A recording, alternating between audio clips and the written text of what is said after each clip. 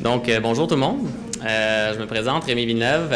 Bonjour aux gens qui sont avec nous en web diffusion en direct. Vous avez peut-être remarqué justement les caméras, tout ça, ça permet à nos amis de Québec de pouvoir assister à tout ça sans faire tout le trajet et d'ailleurs. Donc, voilà, je suis super content de vous accueillir aujourd'hui pour cette deuxième activité de notre parcours numéro 1. Des Labs RH 2017, donc qui s'intitule « Positionner la fonction RH en contexte de croissance accélérée ». La croissance d'une entreprise apporte clairement son lot d'excitation et de frénésie. Qu'est-ce que ça soulève comme enjeu RH de fait de croître rapidement?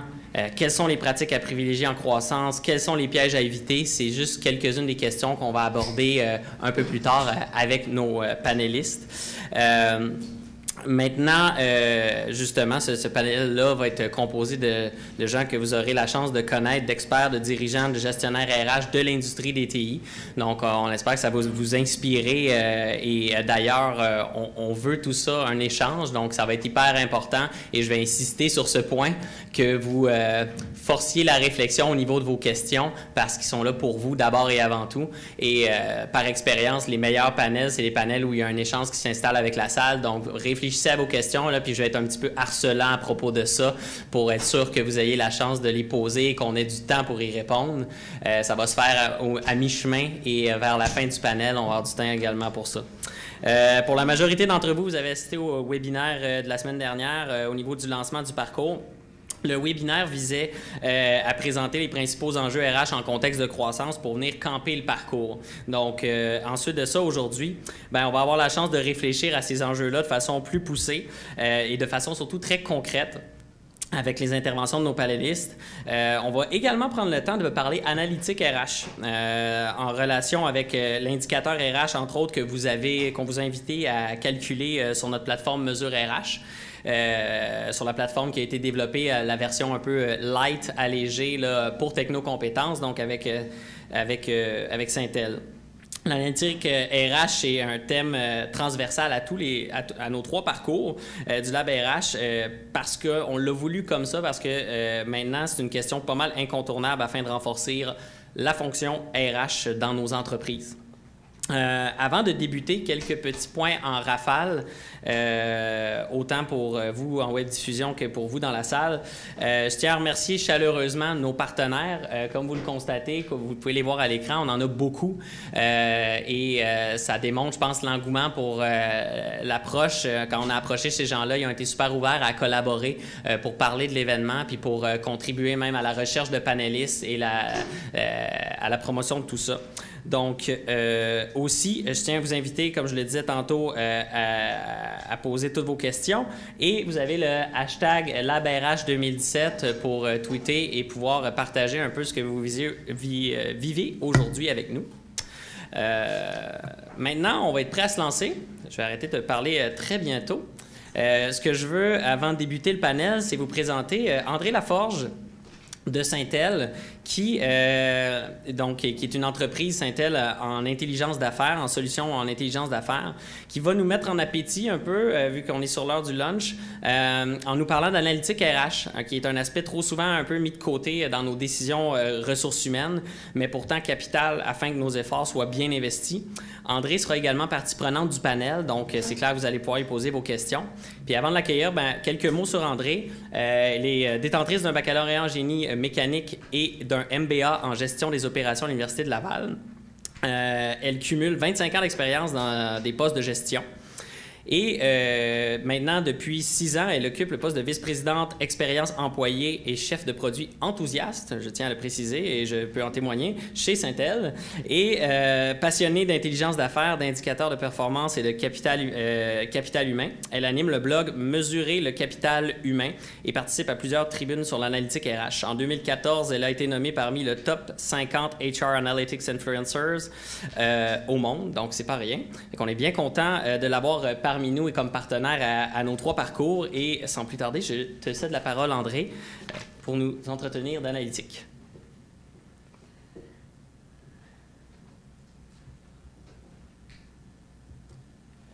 Youpi! Bien, bonjour, je suis bien contente d'être ici avec vous aujourd'hui. Rémi m'a donné 10 à 15 minutes pour parler d'analytique RH. Ceux qui me connaissent savent que je peux en parler pendant des heures.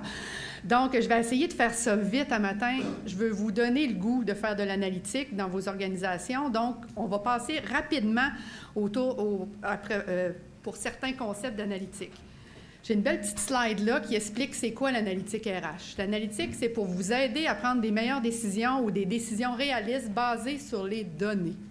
OK? Et les premières phases de l'analytique, c'est les indicateurs. Donc, on se bâtit des indicateurs de performance. Ensuite, on veut les comparer, soit à nous-mêmes, à notre performance, ou on veut les comparer à d'autres indicateurs, à des indicateurs provenant de d'autres entreprises du même secteur d'activité que nous. Ensuite, on veut se créer un tableau de bord.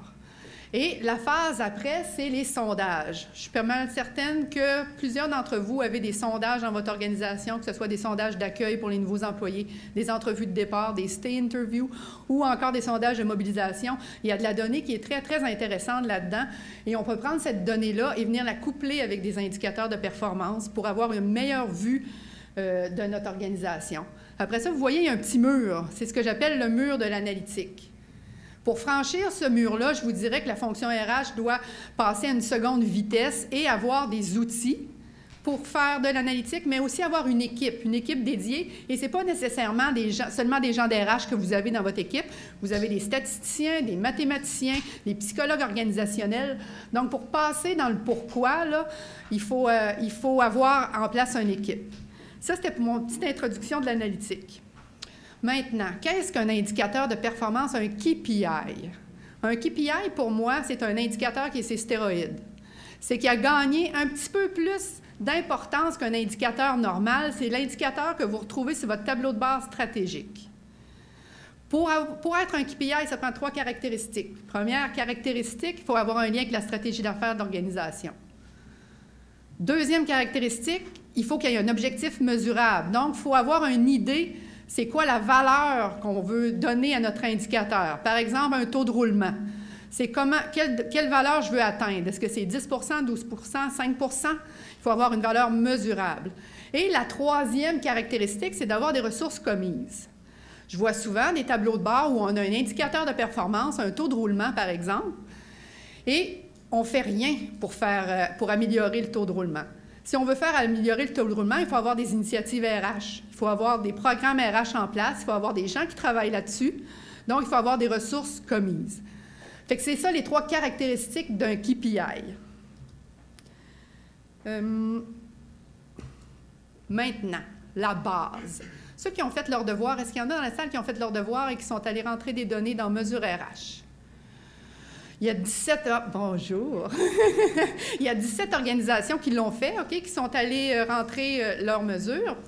Et on demandait, moi, ce que j'appelle la base. Vous êtes en RH, si vous n'êtes pas capable de me donner votre nombre d'employés, votre nombre d'embauches et votre nombre de départs dans la dernière année, dans le dernier trimestre ou dans le dernier mois, je considère que vous êtes dans la merde. OK? Une personne RH se doit de connaître ces informations-là parce que c'est la base d'à peu près tous les indicateurs. Donc, que vous soyez 10 employés ou 25 000, nombre d'employés, nombre d'embauches, nombre de départs, ce sont des choses que vous devez connaître. Donc, vous aviez à rentrer ça dans Mesure RH.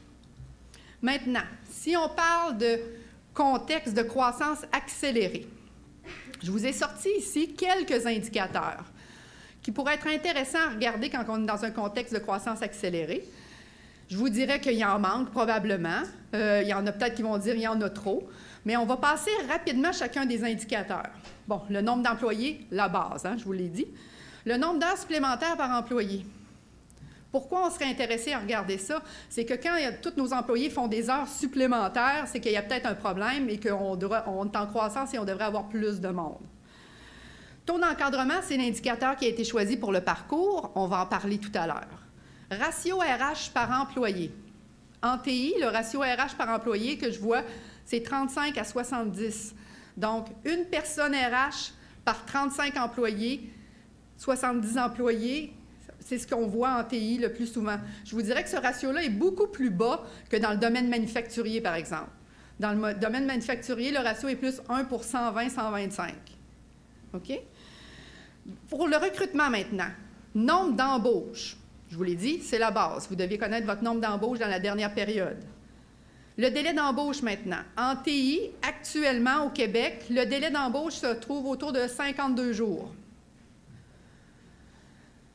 Moi, je trouve que c'est quand même bien parce que moi, j'ai des postes que ça fait 120 jours qu'on n'a pas réussi à combler, mais 52 jours serait la moyenne du délai d'embauche au Québec actuellement.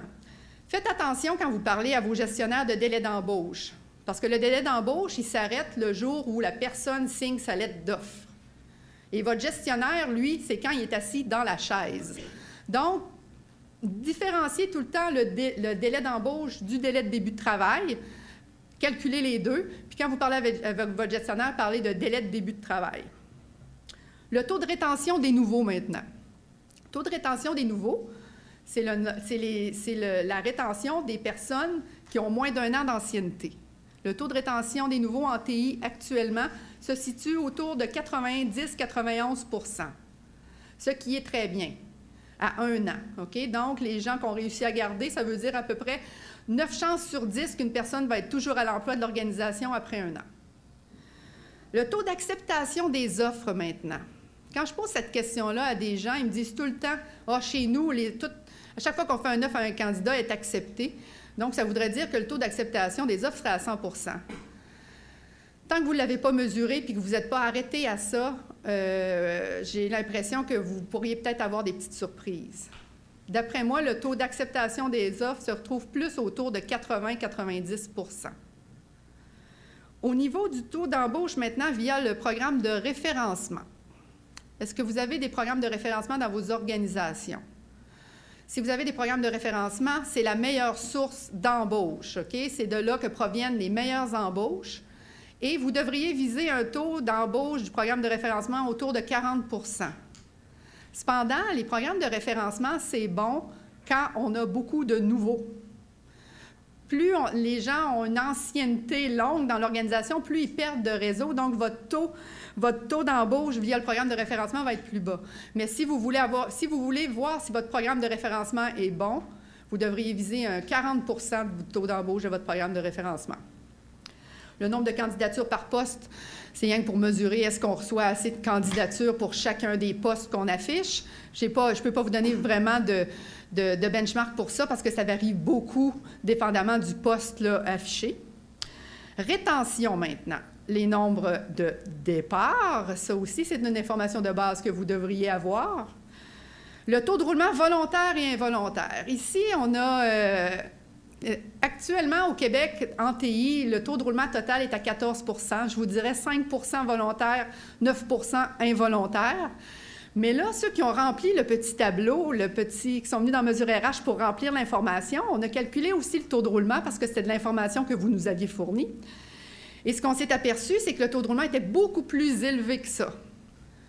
Il tourne autour de, je vous dirais, presque 37 %. Donc, 20 % de roulement volontaire et 17 % de roulement involontaire. Et là, je me suis mis à analyser ça. Je me suis dit que soit que présentement, au Québec, on vit vraiment une problématique, là, et les gens quittent, mais en même temps, les entreprises qui sont venues répondre sont toutes des entreprises en forte croissance. Donc, peut-être que mon ami François pourra analyser ça et nous dire que oui, les entreprises en forte croissance ont des risques plus élevés de perdre des employés. Fait que ça, au niveau du taux de roulement, on va le voir à travers les autres parcours aussi, comment le taux va varier là, avec les autres parcours. La rémunération maintenant, c'est toujours bon de connaître notre rémunération moyenne, notre salaire moyen, pour pouvoir se benchmarker.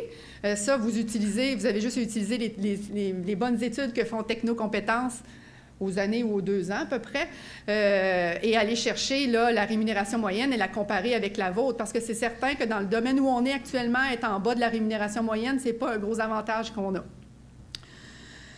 Différentiel de rémunération entre les hauts performants et les autres, bon, on vient voir si nos hauts performants ont un salaire comparable ou meilleur aux autres personnes dans l'organisation. OK? Donc, j'ai pas ici, ce ratio-là doit être plus grand qu'un 1 si on veut que nos hauts performants gagnent un plus haut salaire. Je n'ai pas de benchmark nécessairement pour ça, pour le domaine TI. Maintenant, j'ai mis à côté de financier RH une petite étoile Ça, c'est pour faire un petit clin d'œil ici pour vous dire, gens de RH, il faut que vous alliez parler avec vos gens de finance. Il faut que vous connaissiez la finance dans votre organisation, qu'est-ce qui se passe au niveau financier pour être de meilleurs, je dirais, de meilleures personnes RH, des gens un peu plus stratégiques. Donc, il y a 3 indicateurs financiers avec lesquels vous pourriez travailler, dont le coût de main-d'œuvre en pourcentage des revenus. Présentement, au Québec, en TI, ce coût de main-d'œuvre en pourcentage de revenus est très élevé. Il est à 80 %.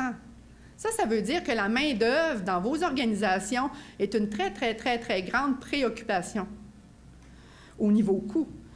Le revenu et profit par employé, c'est quelque chose aussi important à calculer. Et finalement, le taux de rendement du capital humain, qui, lui, présentement, en TI, est à 1,2, ce qui est très bas. À 1, c'est que l'entreprise fait du profit. À 1,2, c'est qu'on fait un peu de profit. OK? C'est bas en TI, majoritairement parce que la main-d'œuvre, c'est notre matière première. Taux d'encadrement.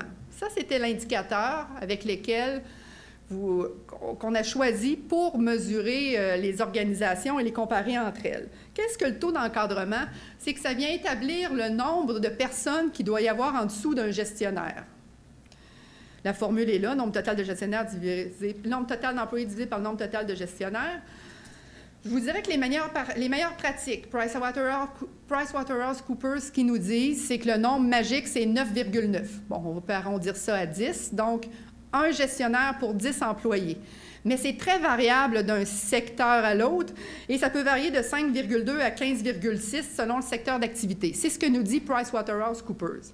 Maintenant, on vous a posé la question, vous êtes venu vous mesurer et voilà les résultats qu'on a atteints. OK?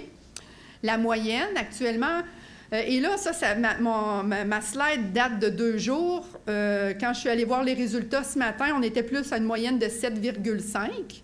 Donc, un gestionnaire pour 7,5 employés. Et la médiane se retrouve à 6, la médiane à 6,6. Elle a varié un petit peu aussi. Donc, ça veut dire un gestionnaire pour 7,5 employés. On a un échantillon de 17 entreprises. Et on a une entreprise qui, elle, a un taux d'encadrement de 22,8. Moi, si j'étais cette entreprise-là, j'irais voir mon taux de roulement parce que je suis sûre qu'on est capable de faire une corrélation. Je suis sûre que cette entreprise-là a un taux de roulement très élevé. OK? Parce que le gestionnaire a beaucoup, beaucoup d'impact sur le roulement dans une organisation. Donc, c'est important en TI d'avoir, moi, je vous dirais, 1 pour 7, 1 pour 8. OK? C'est ce que vous devriez viser dans votre organisation. Fait que moi, ça fait le tour de ce que je voulais vous raconter ce matin. Ceux qui n'ont pas rempli encore leurs données dans Mesure RH, et j'en connais qui ne l'ont pas fait, vous pouvez toujours y aller. OK? On reste, le formulaire est ouvert, vous allez rentrer les données. Ça ne devrait pas vous prendre plus que 15 à 20 minutes à faire. Parce que vous connaissez tout votre nombre d'employés, votre nombre d'embauches et votre nombre de départs. OK? Fait que ça ne devrait pas être très long à faire. Et aussitôt que vous avez rentré vos données, la journée d'après, les résultats sont mis à jour et vous allez pouvoir aller voir vos résultats. Si vous avez des questions sur Mesure RH, je vous dirais d'appeler mon amie Amy qui est ici. Amy, c'est elle qui gère tout ce qui est questions. Elle va vous aider à rentrer dans l'application. Elle va vous aider à interpréter les résultats. Donc, si vous voulez plus d'informations sur Mesure RH, vous pouvez aller la voir. Voilà, je vous remercie.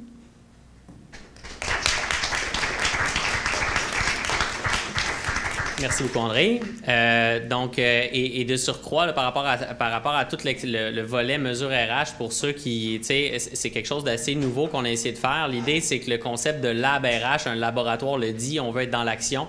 Fait qu'au lieu de simplement faire des panels, on voulait s'assurer de vous donner des petits devoirs pour vous embarquer dans de l'analytique de façon très concrète et de pouvoir mettre en pratique avec des indicateurs simples. Fait que comme l'a dit André, c'est des indicateurs qu'on a choisis par leur simplicité pour commencer à faire vos premières armes si ce n'est pas déjà le cas. Et donc voilà.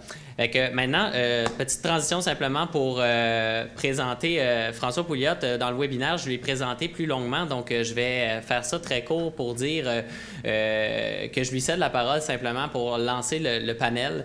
Et c'est lui qui va pouvoir vous présenter puis faire le tour avec l'ensemble des panélistes. Fait que je vous invite tous à venir me rejoindre, vous asseoir là, pour lancer le panel. Alors, ça fonctionne. Bien, bonjour à tous, ça me fait plaisir de vous voir. Peut-être avez-vous eu l'occasion de me voir en virtuel, alors je suis content qu'on puisse se voir en face à face pour les gens ici dans la salle. Sans plus tarder, aujourd'hui, on a un panel, on a 4 personnes en fait qui sont avec nous pour venir nous entretenir puis aller un pas plus loin dans la mise en place des pratiques, la mise en place des façons de faire pour mieux se positionner comme fonction RH dans un contexte de croissance accélérée. Alors, sans plus tarder, j'aimerais vous les présenter. Alors, j'inviterai M. Richard Blain des HEC Montréal à se joindre à nous. Bonjour, Richard. J'aimerais également inviter André, que vous avez connu il y a quelques minutes. Alors, André Laforge de Saint-El. J'aimerais également vous présenter Marina Medeiros, alors gestionnaire RH pour Insum. Et, non le moindre, Yacine, alors Anaya, c'est bien ça, hein? Yacine Yana de AD Fab, alors DG et associé chez AD Fab. Alors, bienvenue Yacine. Bonjour. Alors, vous allez bien? Oui. Super. On va tout de suite se lancer dans le vif du sujet. On a environ 90 minutes ensemble pour échanger sur les enjeux que présuppose en fait la fonction RH, le positionnement de la fonction RH en contexte de croissance accélérée. La première question, lorsque j'ai été appelé à m'interroger sur le sujet, c'est la suivante, puis j'aimerais faire un petit tour en fait de vous 4, pour juste avoir une première idée. La première question, c'est, à votre point de vue, quand on vit une croissance accélérée, qu'est-ce que le dirigeant, les membres de la direction ou l'associé, propriétaire, qu'est-ce qu'ils sont appelés? Comment ils vivent cette croissance accélérée-là? Et cette première question-là m'apparaît importante pour chacun d'entre nous parce que, comme fonction RH, il ne faut pas perdre de vue, en fait, ce que le dirigeant, hein, l'associé, les dirigeants vivent pour être capable aussi de les épauler à travers cette croissance-là. Alors, peut-être un petit tour, en fait. Yacine, si tu pouvais nous entretenir ton point de vue. Merci, très bonne question. Oui, alors tout d'abord, AdFab, on est un studio de développement digital. On développe des sites web, des applications mobiles. Je pense qu'on représente bien, en tout cas, ce type d'entreprise en forte croissance. On a une croissance de l'ordre de 30 à 50% depuis quelques années. Aujourd'hui, on est à 78. On recrute en France 2-3 personnes par mois. Et je dirais, à Montréal, on s'est lancé le 1er novembre. Et aujourd'hui, on est déjà 7. On recrute environ 1 à 2 personnes à Montréal. Alors tout d'abord, l'état du dirigeant dans ce cas-là, c'est un bon état, parce que c'est des bons problèmes à avoir. Être en forte croissance, on est content, c'est une bonne chose. Après, le deuxième sujet, effectivement, c'est que le dirigeant commence à regarder, en tout cas dans une entreprise comme la nôtre, où la prestation, donc du coup le capital humain est au cœur, puisque notre entreprise, c'est que ça. Si on nous enlève nos employés, nous, il nous reste rien, on ne vaut plus rien sans eux. D'ailleurs, ouais. Voilà. Donc du coup, lorsque on arrive à cette étape, on a les yeux rivés sur le recrutement et sur le sourcing, et le dirigeant commence à passer une très bonne partie de son temps à faire du recrutement. Ça devient sa première préoccupation, puisqu'il a le sentiment que s'il n'arrive pas à recruter rapidement les talents nécessaires, il va avoir un manque à gagner. En tout cas, il va être obligé de laisser passer, et ça arrive des contrats. Et généralement, quand vous êtes entrepreneur, c'est quelque chose que vous ne voulez pas laisser partir. Donc là, vous vous mettez en chasse, vous recherchez beaucoup de candidats, et du coup, vous avez aussi cette crainte de baisse de la qualité, et vous êtes tiraillé entre la baisse de la qualité, peut-être des fois même des surrémunérations des candidats, parce que vous savez qu'il y a des projets derrière, que vous avez un carnet de commandes qui est plein, que vous ne pourrez pas forcément honorer si vous n'êtes pas capable de recruter. Et donc vous êtes tenté de surpayer peut-être certaines personnes, ce qui peut créer des problèmes, peut-être pas à court terme, mais à moyen terme avec le reste de l'équipe, puisque vous avez créé une asymétrie au niveau des salaires, et ça devient problématique. Donc c'est des très bons problèmes, mais ça génère des vrais sujets de RH, en tout cas de recrutement, d'intégration, puisque même si vous recrutez quelqu'un et que vous le staffez sur un nouveau projet, comme dans tous les recrutements, il faut se donner une chance. Des fois, il faut accepter l'échec. On n'est pas infaillible. Sinon, on passe à côté aussi des plus beaux recrutements. À titre d'exemple, à AdFab, parmi nos meilleurs développeurs, on a un ancien paysagiste. Voilà, il fallait y croire, mais aujourd'hui, c'est clairement un de nos meilleurs développeurs. Un ancien paysagiste? Oui, ancien paysagiste. Voilà, pour nous, sans faire une trop grosse digression, mais la principale qualité pour nous rejoindre, ça reste la passion. Aujourd'hui, on est dans des métiers qui évoluent tous les ans, voire tous les 2 ans. C'est pas parce que ça fait 10 ans qu'on fait la même technologie, en tout cas qu'on crée de la valeur pour nous, puisqu'on sait très bien que les technologies sur lesquelles on travaille actuellement, on travaillera plus dessus dans 2-3 ans. Donc ce qu'on cherche, c'est surtout des gens qui apprennent à apprendre et qui savent apprendre à intégrer très vite de nouvelles technologies. Merci Yacine, ça donne déjà un premier portrait. Donc Focus en fait, puis je rappelle, Yacine en fait est DG associé, donc vit vraiment cette croissance accélérée-là. Donc je retiens beaucoup qualité, recrutement, intégration, comment être en mesure aussi de répondre au carnet de commandes, qui évidemment, qui dit croissance, dit carnet de commandes. De ton côté, comment tu... qu'est-ce que tu aurais à nous dire par rapport à ce que tu as pu percevoir chez InSum au niveau des dirigeants? Bon, chez InSum, nous sommes une entreprise aussi en technologie d'information, bien sûr, on est là. On a vécu une croissance de doubler l'équipe dans les dernières 3 années, donc c'est sûr que c'est une grosse croissance, une croissance accélérée, comme on dit, dans les parcours. Et bon, voilà la raison pour laquelle Michel, notre PDG, est vraiment, je dis qu'il vit une montagne russe depuis les débuts de cette expérience des croissances accélérées. D'ailleurs, vous pouvez voir un petit peu à propos d'InSum et à propos de la croissance de l'entreprise sur les sites web de l'AQT, parce que nous sommes des PME en lumière du mois de mars. Donc là, on raconte un petit peu d'expérience des croissances. Et pour moi, c'est ça. Je vois Michel, il doit regarder vraiment tous les angles. D'où est-ce qu'il s'en vient la croissance et de penser à une nouvelle équipe de VP. Parce qu'avant, on était juste des partenaires. Maintenant, on a besoin d'aller chercher des expériences de l'extérieur pour nous aider aussi dans notre croissance. C'est d'avoir maintenant une fonction RH, parce qu'on n'avait pas une fonction RH, donc d'aller chercher quelqu'un de l'extérieur pour préparer la base de cette croissance-là, exactement, parce qu'un des enjeux, c'est les recrutements, et après ça, la formation, la rétention du personnel. Donc, c'est sûr que les RH, c'est partie intégrante de cette croissance-là. Donc, je dirais que d'où je vois, ce sont sont quelques-unes quelques-uns des défis que Michel il vit présentement. Merci Marina. Alors si on poursuivait avec toujours côté peut-être HEC, côté Syntel, de votre côté, comment vous voyez ça? Donc dans la tête du dirigeant, qu'est-ce qui se passe en croissance? Syntel, c'est une entreprise de 30 ans. OK? Donc c'est une vieille entreprise. En TI, 30 ans, c'est des années-lumière. Dernièrement, à cause de l'analytique RH qui est en forte croissance, mais ça a amené de la pression sur nous aussi. On vit une période de croissance et je vous dirais que les dirigeants sont euphoriques. Enfin, on y arrive, l'analytique RH, parce que ça fait, je dirais, 4-5 ans qu'on mise là-dessus, puis là, on vit la période de croissance. Donc, l'euphorie est là.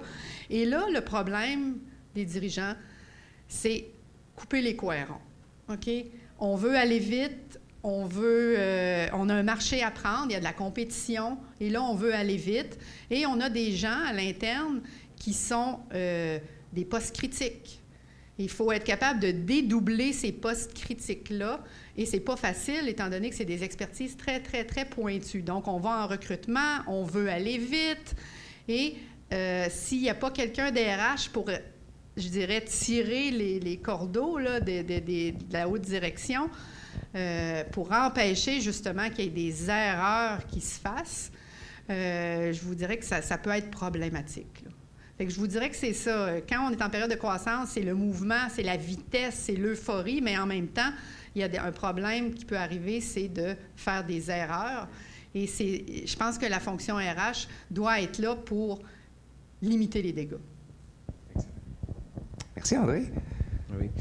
Alors, HEC n'est pas nécessairement une entreprise reconnue pour la haute technologie, quoiqu'on en utilise beaucoup dans nos enseignements. Je viens de terminer justement un cours en ligne là, en gestion de ressources humaines.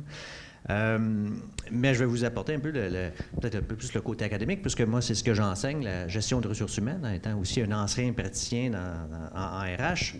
Je dirais, pour ne pas répéter ce qui a été mentionné par mes collègues, une des choses importantes pour un dirigeant en démarrage d'entreprise, ce à quoi il devrait réfléchir, c'est les valeurs qu'il souhaite implanter ou inculquer au sein de son entreprise. Alors, c'est sûr le recrutement est extrêmement important. On court après des bonnes ressources, on court après des contrats, on essaie d'organiser tout ça, on essaie de déléguer parce qu'on ne peut pas tout faire soi-même. On a de la difficulté de lâcher le morceau, il faut contrôler, bon, tout ça. D'où l'importance d'avoir les bonnes compétences, d'acquérir les bonnes compétences, mais aussi d'acquérir des gens qui ont le bon profil qui va correspondre aux valeurs qu'on souhaite vivre dans cette entreprise-là. Et ça, on y pense assez peu, dans le fond. On pense que ça va venir naturellement, la culture d'entreprise. Mais je pense que les entrepreneurs, surtout les entrepreneurs à succès, vont réfléchir aux attributs culturels qu'ils veulent donner à leur organisation. Ils vont les spécifier, ils vont les identifier pour dire, voici comment je veux traiter mes clients, voici comment je veux que mes équipes travaillent ensemble, voici quel genre de rapport je veux qu'il y ait entre les individus, puis comment on veut faire les choses.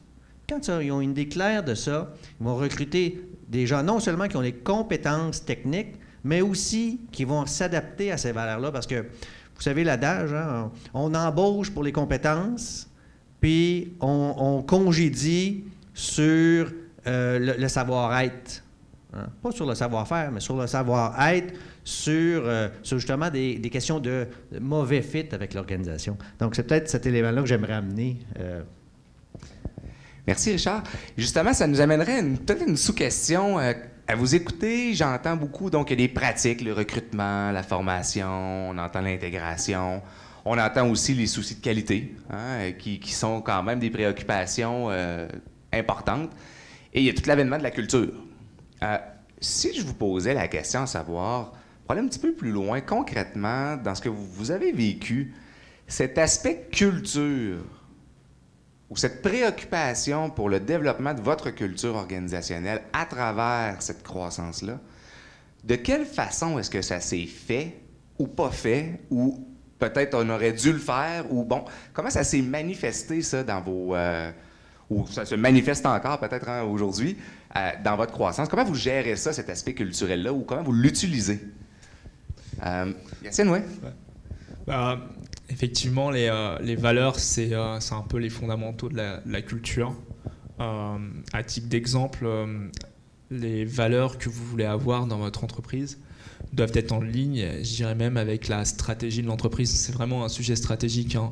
On n'est pas en train de parler de juste d'un sujet qu'on véhicule aux candidats ou aux collaborateurs. C'est un peu le leitmotiv, la raison d'être et la manière de se comporter qu'on souhaite que l'ensemble de l'entreprise puisse avoir. Nous, pour avoir un cas concret, on est dans le digital, on a des clients qui peuvent nous solliciter brusquement sur un projet. Généralement, il faut rendre les projets pour la veille et il faut faire les choses très vite avec une très importante qualité. Donc du coup, ça demande beaucoup de réactivité. Quand on s'est lancé à Montréal, j'ai pris le pari déjà de donner beaucoup de congés à mes collaborateurs. Nous, on est sur une base de 5 semaines de congés payés. Au niveau des valeurs, du coup, une des principales valeurs, ça va être effectivement la qualité, mais ça va surtout être le travail collectif. C'est-à-dire que pour moi, en tout cas, ce qui compte, c'est que collectivement, on soit brillant. Dans les TI, on a beaucoup de gens, des fois, qui sont brillants individuellement. Ça a peu d'intérêt pour moi, puisque à la fin, le client final, ce qu'il voit, c'est un travail collectif et jamais individuel. Donc concrètement, comment ça se passe? C'est par exemple le soir avant de rentrer, il faut demander à ses collègues est-ce que même si vous êtes à jour dans votre travail, pour pouvoir rentrer, il faut demander la permission à ses collègues de vous libérer. C'est-à-dire demander à ses collègues s'ils ont besoin d'aide ou pas. Puisque voilà, même si vous êtes à jour, même si vous êtes meilleur que les autres, vous faites partie d'un tout et il faut essayer de tirer tout le monde vers le meilleur. Et en plus, dans les TI, il y a plein de technologies, on ne peut pas tout savoir sur tout. À un moment, on va être plus confortable, mais à d'autres moments, on va avoir besoin des gens à côté de soi et apprendre à se parler, apprendre à travailler ensemble. C'est crucial. Je pousserais un petit peu plus loin dans la notion de valeurs, de culture. Et est-ce que vous les utilisez pour votre recrutement? Parce qu'en croissance, évidemment, le recrutement est essentiel. On a parlé comme étant un enjeu. De quelle façon les valeurs vous guident, vous supportent? Comment vous les utilisez pour ce que vous... Tout à l'heure, Richard, tu nous parlais, le fit.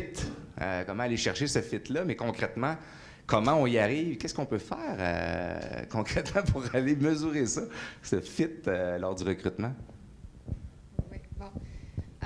Chez Ensemble, les valeurs de l'entreprise ont été définies par les employés avant même que j'arrive. Donc, c'était quelque chose que Michel a voulu faire. Les dirigeants, ils ont posé la question, c'est quoi les valeurs que vous ressentez chez Ensemble? Donc, là, on est arrivé à 6. C'est un peu trop dans la quantité qu'ils nous ont défini comme étant les raisonnables normalement. Mais les employés, ils ont arrivé à 6. On a décidé qu'on laissait comme ça. Et à travers la croissance, c'est sûr qu'on a dit, bon, les dirigeants, ils se reconnaissaient aussi dans les valeurs que les employés avaient choisies.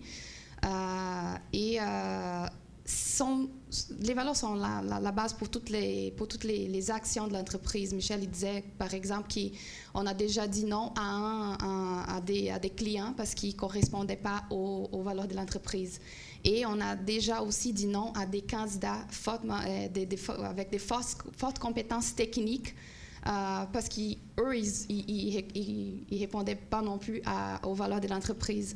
Donc, parfois, c'est un peu difficile de mettre des mesures vraiment objectives à propos des valeurs, mais la façon comme nous, on fait, c'est d'impliquer de plus en plus des personnes dans les processus, pas juste les RH, mais aussi les gestionnaires, les collègues avec lesquels les nouveaux embauchés vont travailler, les personnes, les directeurs. Donc, d'impliquer d'autres personnes aussi de l'entreprise pour que l'entreprise choisisse les nouveaux embauchés, pas seulement les RH ou pas seulement les gestionnaires, mais aussi les collègues avec lesquels il va travailler. Donc, aujourd'hui, chez Ensemble, nous avons les développeurs, ils participent du processus de développement aussi. Donc, les tests techniques qui est fait par un développeur qui va parler avec moi après. Il va dire, moi, je pense que ça fitterait dans l'équipe. Maintenant, ils parlent comme ça. Là. Ils disent pas, ah oui, il est très bon techniquement, mais je pense que ça fit dans notre équipe. Et juste ces mots, ça fit, c'est par rapport aux valeurs. Donc, c'est sûr qu'on... Donc, une implication, finalement. Exactement. Ou un recrutement un peu plus élargi pour voir, la meilleure façon de mesurer le fit, c'est de demander à l'équipe, d'une certaine façon, puis voir... on a-tu le goût de travailler avec lui? C'est un peu ça. Excellent. Est-ce que vous auriez quelques éléments à rajouter, Richard, André? Je ne sais pas s'il y en a qui utilisent beaucoup les tests psychométriques à l'embauche, là. Nous, on le fait, mais on ne le fait pas pour une décision d'embauche. On va le faire justement pour voir la personne, comment elle est, la comprendre, puis se dire, OK, cette personne-là, elle est comme ça, puis on va interagir avec elle de cette façon-là. Et c'est à savoir si les tests sont valides, etc. Ça, c'est autre chose. Mais quand on se donne au moins une méthodologie, moi, je pense que c'est plus facile ensuite, après, de pouvoir mesurer. Mais aussi, une autre chose que j'ai vue dans des organisations, c'est que quand, oui, il faut aller vite parce qu'on a un projet à faire puis on veut rentrer quelqu'un de nouveau et on s'aperçoit que le fit n'est pas vraiment là dans les valeurs, mais on va l'embaucher comme pigiste. OK? On va l'embaucher pour un projet. Il va être pigiste étant donné qu'on ne veut pas nécessairement qu'il vienne dans l'équipe comme un membre de l'équipe, mais c'est seulement un pigiste parce qu'on a vraiment quelque chose à livrer et on a besoin de bras et de tête. Et donc, ça, j'ai vu ça souvent là, dans les organisations pour ne pas venir contaminer la culture. Alors, ça pourrait être une alternative, finalement, qu'on pourrait utiliser, là. Ouais. Moi j'aimerais ajouter une expérience, notamment d'une vie passée où j'étais vice-président en ressources humaines d'une entreprise bien connue dans le commerce de détail, le Renault Dépôt. Donc, c'était pas la haute technologie, on s'entend, mais Renault Dépôt, en 1992, nous étions 600 employés. Cette entreprise-là s'appelait à l'origine Groupe Valor-Royal, les magasins Brico-Centre, pour ceux qui se souviennent de ça. Donc, commerce traditionnel de quincaillerie, tout ça. Les propriétaires, voyant l'arrivée de Home Depot aux États-Unis, se sont dit, si eux, ils arrivent au Québec, au Canada, on est mort. Donc, ont voulu implanter puis développer un concept de type entrepôt, les magasins que vous connaissez aujourd'hui. On a non seulement changé la taille des magasins qui ont été multipliés par 5, le nombre d'items qui ont été multipliés par 10, on a changé la culture d'entreprise, puis on a tout centré sur le client. Alors, des choses assez simples comme dans le commerce traditionnel, le gérant, il y avait un veston d'une certaine couleur, une cravate, un pantalon gris, tout ça. Les employés avaient, les caissiers, caissières, tel habit, les commis avaient tel outfit aussi.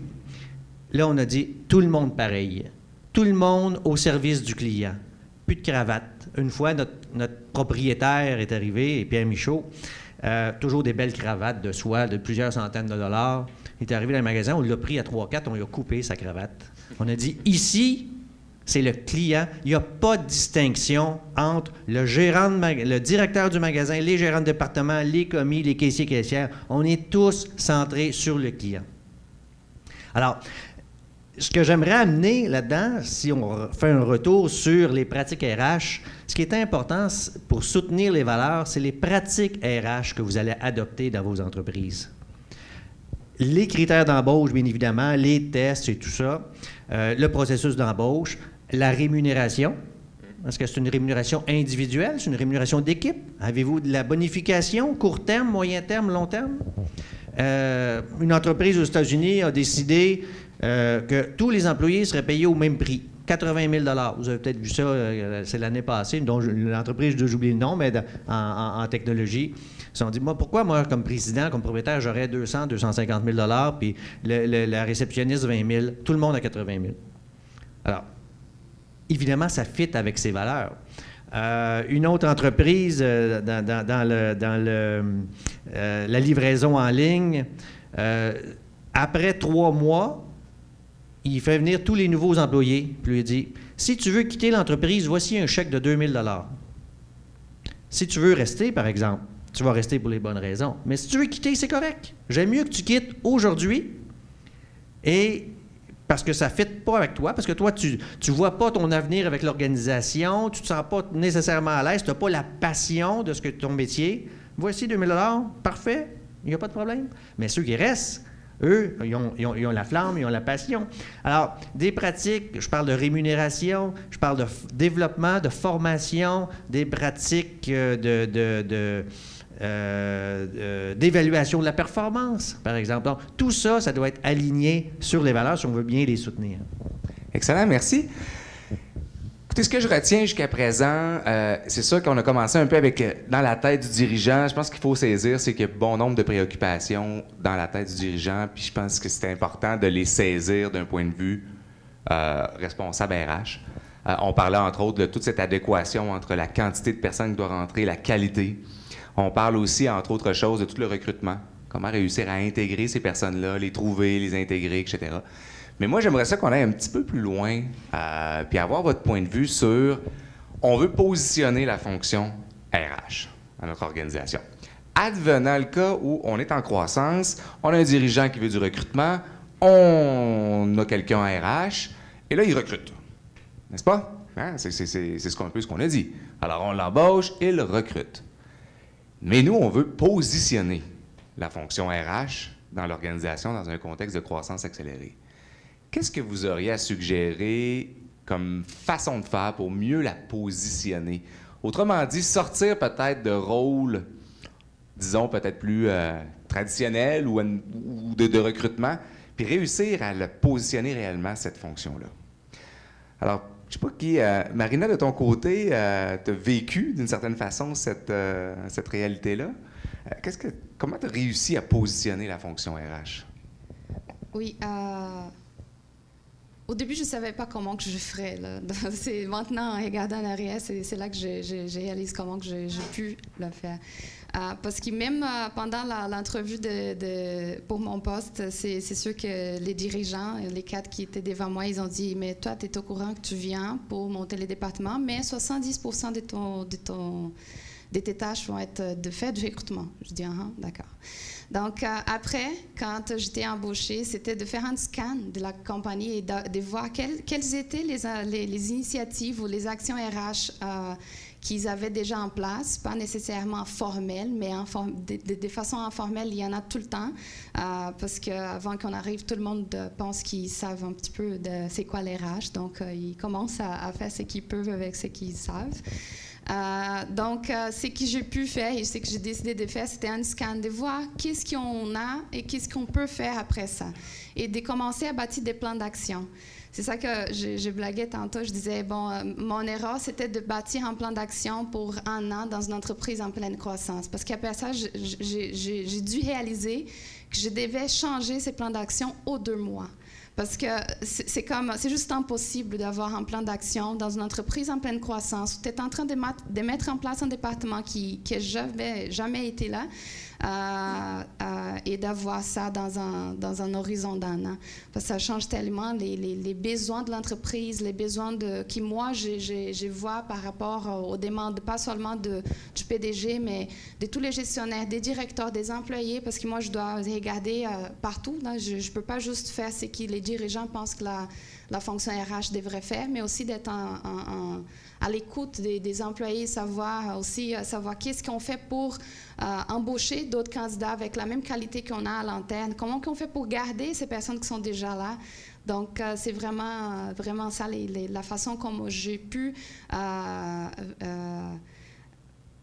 mettre en place les départements, mais aussi d'amener une fonction plus stratégique de la fonction RH. Pas seulement, je ne veux pas dire que le recrutement n'est pas stratégique, parce qu'aujourd'hui, il est vraiment super stratégique, mais ce n'est pas juste ça. Ça serait pas suffisant dans les contextes de croissance d'avoir une personne dans les ressources humaines qui faisait que du recrutement. Advenant le cas où on est dans une organisation, de ce que j'ai compris, la réalité d'Insom, tu es arrivé, il y avait combien d'employés? Une trentaine, hein? Oui, moi, j'étais la 33e. 33? 33e? Employée d'Insom, et maintenant, on est rendu à 70 après 3 ans. Donc, on tombe dans les ratios dont dont André nous a fait part tout à l'heure. Et tu nous disais aussi que c'est un président, donc, lui, croyait beaucoup à la fonction RH, hein, donc appuyait cette fonction-là.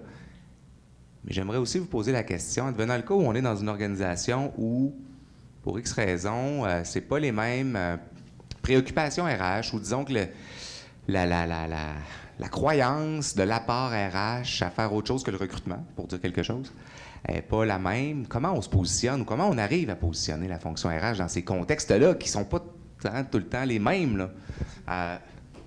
André, bien sûr. Ça ne sera pas long. Juste une intervention ici. C'est habituellement, ces dirigeants-là, ici, on soit un profil TI, un profil ingénieur, donc très habitués à parler en chiffres, OK? Donc, un bon moyen de leur parler puis de leur expliquer la valeur ajoutée de la fonction RH, c'est d'arriver avec des chiffres aussi. Donc, d'arriver puis de dire, écoute, voilà mon constat, voilà notre taux de roulement, voilà ci, voilà ça, et voilà les coûts que ça l'encourt, ces problèmes-là. Et moi, comme personne RH, voilà mon plan d'action et voilà les objectifs que je me donne. Mais si on parle seulement en termes d'opinion et d'intuition, il est possible que ça soit mal perçu, OK? Surtout si vous avez fait part de vos opinions et que ça a mal tourné. La deuxième fois, on n'a pas 2 chances habituellement. Donc, d'arriver avec des faits, avec des chiffres, avec des données, je pense que ça l'aide à positionner de façon stratégique la fonction RH dans l'organisation. Je me permettrais, peut-être Richard pourra compléter, ou Yacine, petite anecdote aussi que j'ai eu l'occasion de vivre, qui a grandement aidé avec une personne qui souhaitait vraiment positionner la fonction RH. Et effectivement, le profil de dirigeant, donc plutôt cartésien, Et une des premières choses qu'elle s'est rendue compte, c'est qu'en regardant les pratiques RH, puis il y avait beaucoup de gens qui rentraient, puis pour attirer les gens, qu'est-ce qu'on fait? Ben, on peut avoir tendance à dire, ben viens chez nous, gars, je vais te donner ça. Puis là, à l'autre, ben viens chez nous, je vais te donner ça. Puis là, à l'autre, c'est ça. Puis là, ben finalement, la cohérence d'un salaire versus l'autre varie parce qu'on veut que les personnes rentrent dans notre organisation. Et cette personne-là a pris le temps de faire un bel état de situation sur la rémunération. Et ça a été une première révélation pour les dirigeants, donc de mettre sous contrôle, entre guillemets, la rémunération, de manière à être capable de mieux anticiper les sorties, sorties monétaires. Et là, on commençait à se rapprocher du langage, à certaines préoccupations plus financières de la fonction. Et après ça, c'était déjà plus facile d'aborder des sujets peut-être plus soft, comme la culture, par exemple, ou les valeurs. Hein? Donc, c'est sûr que là, ça pouvait déjà commencer à aborder d'autres sujets. On dirait que le chemin était fait. Je ne sais pas, André ou Yacine, si vous aviez des exemples de quoi faire, justement, quand on souhaite mieux la positionner là, auprès des dirigeants. En fait, c'est une grande question, le positionnement des gens en ressources humaines dans l'organisation. Moi, comme je termine un mandat là, comme président du conseil d'administration de l'Ordre des CRHA, donc je peux vous dire que c'est un grand sujet depuis des années, comment mieux positionner les gens de ressources humaines au niveau stratégique dans l'organisation, etc. Alors, quand j'essaie de résumer un peu tous ces débats-là, il m'apparaît clair que pour être bien positionné au niveau stratégique, il faut être capable de livrer ce pourquoi on est engagé. Hein? Clairement. Donc, les différentes fonctions ressources humaines. On en a parlé, recrutement, développement, formation, évaluation de la performance, les terminaisons, le salaire, bon, toute la rémunération, etc., etc. Donc ça, on n'a pas le choix. Là. C'est pour ça que, entre autres, c'est une des fonctions de la gestion de ressources humaines. Mais si on revient à un modèle un peu plus académique, là, le modèle de David Ulrich sur le positionnement des ressources humaines, lui, il en nomme à peu près 4. Là. Il y a celui-là. Il y a celui de s'assurer d'être de l'exactitude dans tout le traitement qui touche aux employés. Que ce soit au niveau des données de paye, la confidentialité, tout l'aspect légal aussi. Il y a beaucoup de lois à laquelle il faut se conformer et respecter parce qu'il y a un risque réputationnel pour l'entreprise, on le voit de plus en plus. Et un risque légal sur des poursuites, la CSST, alors des dirigeants qui ne feraient pas attention, par exemple, ou qui seraient négligents en termes de santé et sécurité, bien, risquent de se retrouver en arrière des barreaux. Hein? Ça, c'est écrit dans la loi. Alors, il y a ces éléments-là. L'autre élément, c'est plus l'élément stratégique, et puis c'est peut-être là où la culture vient davantage, puis je suis d'accord avec Yacine sur ce point-là. La culture, ça va être un élément qui va promouvoir ou qui va faciliter l'atteinte des objectifs stratégiques de l'organisation. Puis finalement, bien, le quatrième cadran dans le modèle d'Ulrich, on parle de partenaires d'affaires. Donc, des gens de ressources humaines qui ne sont pas nécessairement des spécialistes des fonctions, mais qui vont être capables d'accompagner les gestionnaires dans leur réflexion opérationnelle, mais aussi dans leur réflexion à plus long terme.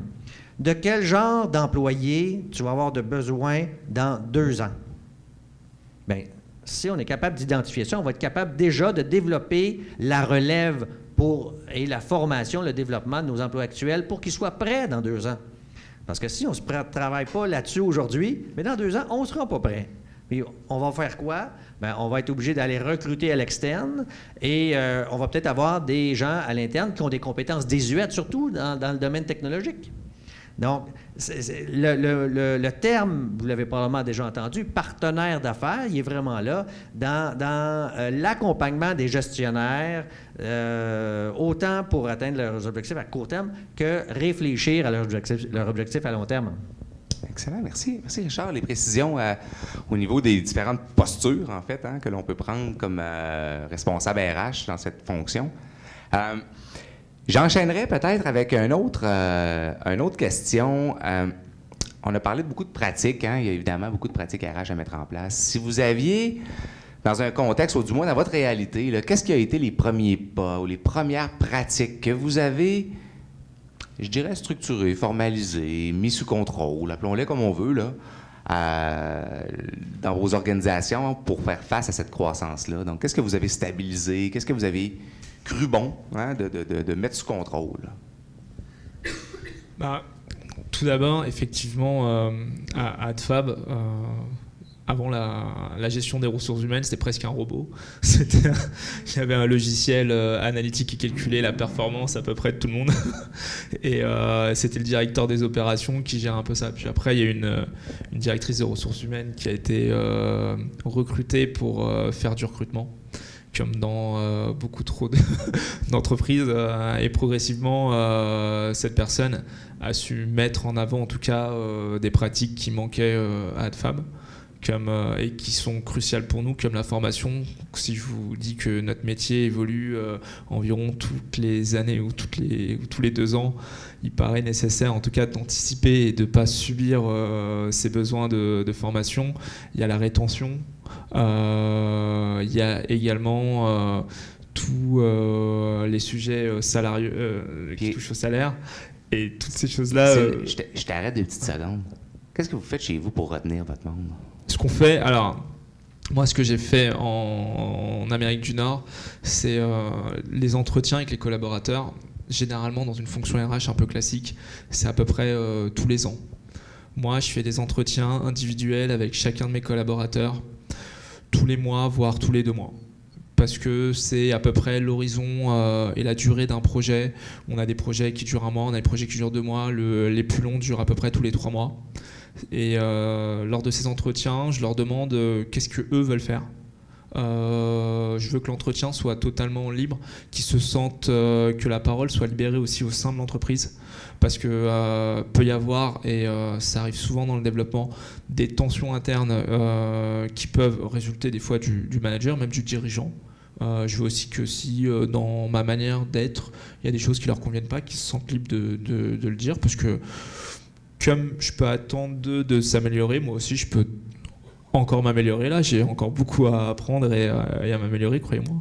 Et donc du coup, je veux que ça soit bien, en tout cas de ce côté-là, mais également entre eux, souvent il y a des conflits dans les boîtes informatiques qui des fois nous dépassent, nous-mêmes dirigeants, des conflits sur des visions technologiques ou autres qui peut entraîner des collaborateurs qui ne se parlent pas pendant 2 semaines.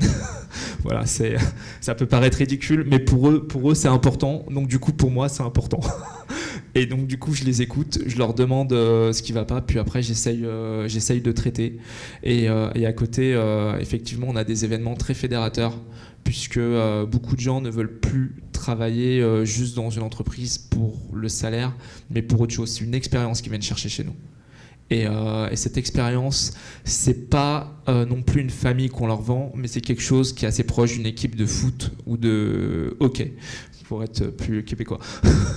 Donc du coup, voilà, ça veut dire qu'il y a clairement des temps de travail, mais il y a des temps en dehors du travail, on se retrouve, que ce soit pour des événements, pour des jeux, pour plein d'autres choses. À titre personnel, moi j'invite chacun de mes collaborateurs environ 1 fois tous les 2 mois à la maison. Je fais une grosse fête. Ma femme appelle ça la colonie de vacances. Mais pour eux, ça leur montre qu'on tient à eux, qu'on les valorise, et c'est une réalité parce que c'est pas que des employés, c'est beaucoup plus que ça en tout cas pour moi. Et ils me le rendent vraiment. Alors j'entends beaucoup en fait en termes de rétention là, des pratiques qui sont clairement déclinées par la direction, la gestion, donc toute l'implication des personnes, proximité. J'entends ça, qui semble être un facteur de succès pour les retenir. De ton côté, Marina, qu'est-ce que vous avez mis en place là, ou sous contrôle hein, dans ce contexte de croissance-là? Bon, on avait dit que la culture, elle est là pour être la base de tout. Je dis que c'est aussi la culture qui est la base de la rétention chez Ensemble. Donc, quand je pose les questions dans les entrevues de départ, pourquoi que tu partes? Tous les employés qui ont déjà venu me donner une lettre de démission, ils commencent par s'excuser. Ils disent « Désolée, Marina, désolée, il faut que je parte. » Mais il y a eu même des personnes qui ont pleuré pendant qu'ils disaient « Je voulais pas partir, mais je pars quand même. » Je dis donc, qu'est-ce qui a fait de sorte que toi, tu t'hésitais à partir? Et c'est là qu'ils disent que c'est l'ambiance de travail, c'est de se sentir respecté, l'ambiance de partage même entre l'équipe, parce que nous, on a une forte culture des partages, et c'est pas juste des partages techniques, mais c'est de partager vraiment, d'être là, comme Yacine disait tantôt, d'être là pour aider la personne à côté de toi et d'échanger, d'aider à développer les compétences ou même en tant que personne. Et c'est toujours les mêmes raisons qui reviennent, la raison pour laquelle les gens hésitaient à partir d'Insam. C'était ça. Donc, et pour moi, ce sont les bases de la rétention. C'est la raison pour laquelle ils restent et c'est la raison pour laquelle ils hésitaient à partir. C'est toujours la même chose qui revient, c'est l'ambiance de travail, c'est le respect. On dit que, bon, dans les domaines des technologies, on n'a pas, je pense que c'est un contexte qui n'est pas particulier à Insam, mais nous avons 70 employés, 17 nationalités différentes. Donc, juste que les gens viennent dans mon bureau un jour, juste pour dire, Marina, je viens de parler à un collègue qui vient du même pays que moi, ils disent qu'ils ne sont vraiment pas respectés là où ils sont. Je voulais juste te dire que je suis vraiment content et fière de chez nous parce que je me sens vraiment bien ici chez Insam. Donc ça, c'est de la rétention, c'est ça qu'on fait. OK, merci. Merci. Juste pour ajouter un petit peu, là, c'est sûr que les entreprises de TI actuellement, puis surtout celles qui sont en croissance, vivent des problématiques de recrutement. Ça, c'est certain. Problématiques de rétention aussi. Mais ce que je vois beaucoup, c'est problématiques de développement du leadership. OK? On a promu des gens techniques dans des postes de leader, de gestionnaire, et ces gens-là n'ont pas nécessairement des compétences de gestionnaire. Et je pense que la fonction RH se doit de passer du temps là-dessus. OK? Se doit de passer du temps à accompagner les gestionnaires à devenir de meilleurs gestionnaires. Et c'est là que le taux d'encadrement joue un rôle. Un nouveau gestionnaire là, promu de l'interne puis qui est parti d'un rôle technique à un rôle de gestionnaire, il ne peut pas avoir sous lui 15 personnes.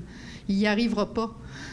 Faut qu'il y en ait moins pour commencer, pour l'habituer dans son rôle de gestion. Et les gens d'RH sont là pour accompagner. Moi, je pense que s'il y a une pratique à développer là, quand on est en croissance, bien, c'est tout l'accompagnement des gestionnaires. Et ça me ferait penser, en fait, tout cet accompagnement des gestionnaires-là, plus souvent qu'autrement, une des erreurs, ou un des pièges dans lesquels je pense qu'il faut faire attention de ne pas tomber, dans la mise en place d'une structure d'encadrement pour supporter la croissance, c'est de mettre en place rapidement des personnes, mais de ne pas légitimer leur rôle suffisamment auprès de l'équipe. Ce qui fait en sorte que, particulièrement si je mets en place des leads, pour prendre un terme propre au TI, je nomme des leads, je les identifie, on s'entend, c'est clair, la personne est intéressée, puis le lendemain, il est lead. Mais est-ce qu'il est dans une condition favorable ou de succès pour mener à bien son rôle? C'est là que souvent, parce que ça va vite, pour X bonnes raisons, qu'il y a comme une transition qui n'est pas suffisamment adressée autant à l'individu qui est dans le nouveau poste et autant à l'équipe. Puis souvent, c'est ses anciens chums. Alors ça aussi, ça vient jouer, ça vient complexifier, si on peut dire, cette relation-là. Je dirais aussi, on lui a, comme lead ou comme nouveau superviseur ou coordonnateur, on lui a donné des nouvelles tâches, mais on a oublié de lui enlever ses anciennes tâches. Alors, c'est sûr qu'à quelque part, ça déborde. Là, il a beau être bon, là, ou bonne, parce que c'est ça, pour ça qu'on l'a promu. Mais à un moment donné, les gens vont faire, puis ils vont se concentrer sur ce qu'ils aiment et ce en quoi ils sont bons. Alors, s'ils étaient bons puis ils aimaient leur ancien métier, 95 98 de leur temps va être sur leurs anciennes tâches. Donc, il faut les enlever et maintenant qu'ils deviennent des coachs pour montrer aux nouveaux quoi faire. Mais ça, il faut leur libérer du temps parce que ça prend du temps. Ouais.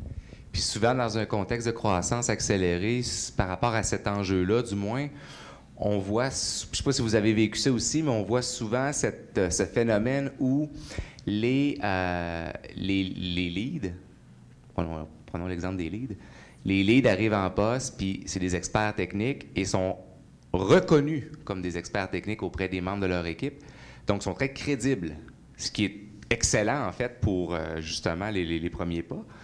Donc, une crédibilité là, très technique, mais les gens continuent d'aller les voir pour des problèmes techniques. Et comme ils sont bons et aiment ça, bien, continuent de répondre aux problématiques. Donc, ramassent la problématique et la font. Donc, reste hands-on. Alors, c'est-tu quelque chose que vous avez vécu et comment les RH ou la fonction RH peut les aider à migrer vers autre chose? Oui, alors, le poste de lead, en tout cas, dans beaucoup d'entreprises technologiques, dont la nôtre, c'est un poste d'expert et d'accompagnement des autres collaborateurs. C'est-à-dire que le lead, il n'est pas sur de l'organisation du travail, il est vraiment sur du conseil technique. Après, ce qui est très compliqué déjà, c'est l'identification du futur lead. C'est-à-dire que vous allez avoir des gens qui ont une volonté de progresser, mais pas toujours les capacités techniques pour être lead. Et là, il y a une difficulté, c'est-à-dire que lui a peut-être la volonté, mais il n'aura pas la légitimité technique. Et dans les entreprises technologiques, si techniquement il n'a pas un minimum, il ne pourra pas s'imposer. Après, souvent, vous avez des gens qui sont excellents, brillants techniquement, qui en ont peut-être la volonté, mais ce n'est pas forcément affirmé. Et là, même au sein d'AdFab, on a des vrais débats sur le sujet. Voilà, parce que moi, je pense que c'est ma vision des choses, que c'est le poste qui fait la carrure de la personne et qu'on devient manager, on n'est pas manager. Moi, en tout cas, je ne l'étais pas auparavant, même si j'ai fait un MBA et autres. C'est pas sorti d'école où j'étais manager, je le suis devenu par la force des choses. Et que, comme disait Richard, ça s'apprend et l'apprentissage vers le lead doit être progressif. Je dirais même que du coup, je l'ai fait récemment, j'ai identifié un lead. Il n'exprimait pas cette volonté, mais il l'avait. Mais parce que voilà, c'est quelqu'un de brillant, d'un peu introverti, mais ça n'empêche pas que ça peut être un très bon lead. Son poste de lead, c'est quelque chose qu'il aura aussi progressivement. C'est pas quelque chose que c'est pas voilà, t'es devenu lead. On l'accompagne dans la durée. Je lui dis également aujourd'hui, tes priorités changent. Ta première priorité, c'est d'aider les autres et te rendre disponible. Ça rentre dans son apprentissage. Puis après, c'est de faire ce que tu avais à faire. Et pour lui, c'est très difficile parce qu'initialement, il a toujours été dans cette perspective. Être bon, c'est traiter le plus de tickets, faire le plus possible en termes de productivité. Aujourd'hui, dans mon référentiel pour lui, et je change la vision, c'est-à-dire que je lui dis, maintenant, tu n'es plus responsable que de ton travail, mais tu es responsable du travail de l'équipe. Et tu ne pourras pas... Alors, en plus, comme ils sont souvent très bons, c'est des gens, et malheureusement, ils peuvent compenser. Il est tout seul, il peut faire le boulot de 3 personnes. Vraiment. Et il y aura plus une facilité à faire ça que des fois à expliquer. Mais progressivement, en l'accompagnant, il va se mettre à expliquer. Aussi, on va lui dire de ne pas faire à la place d'eux. Ça, c'est quelque chose, parce que pour lui, faire là, c'est facile.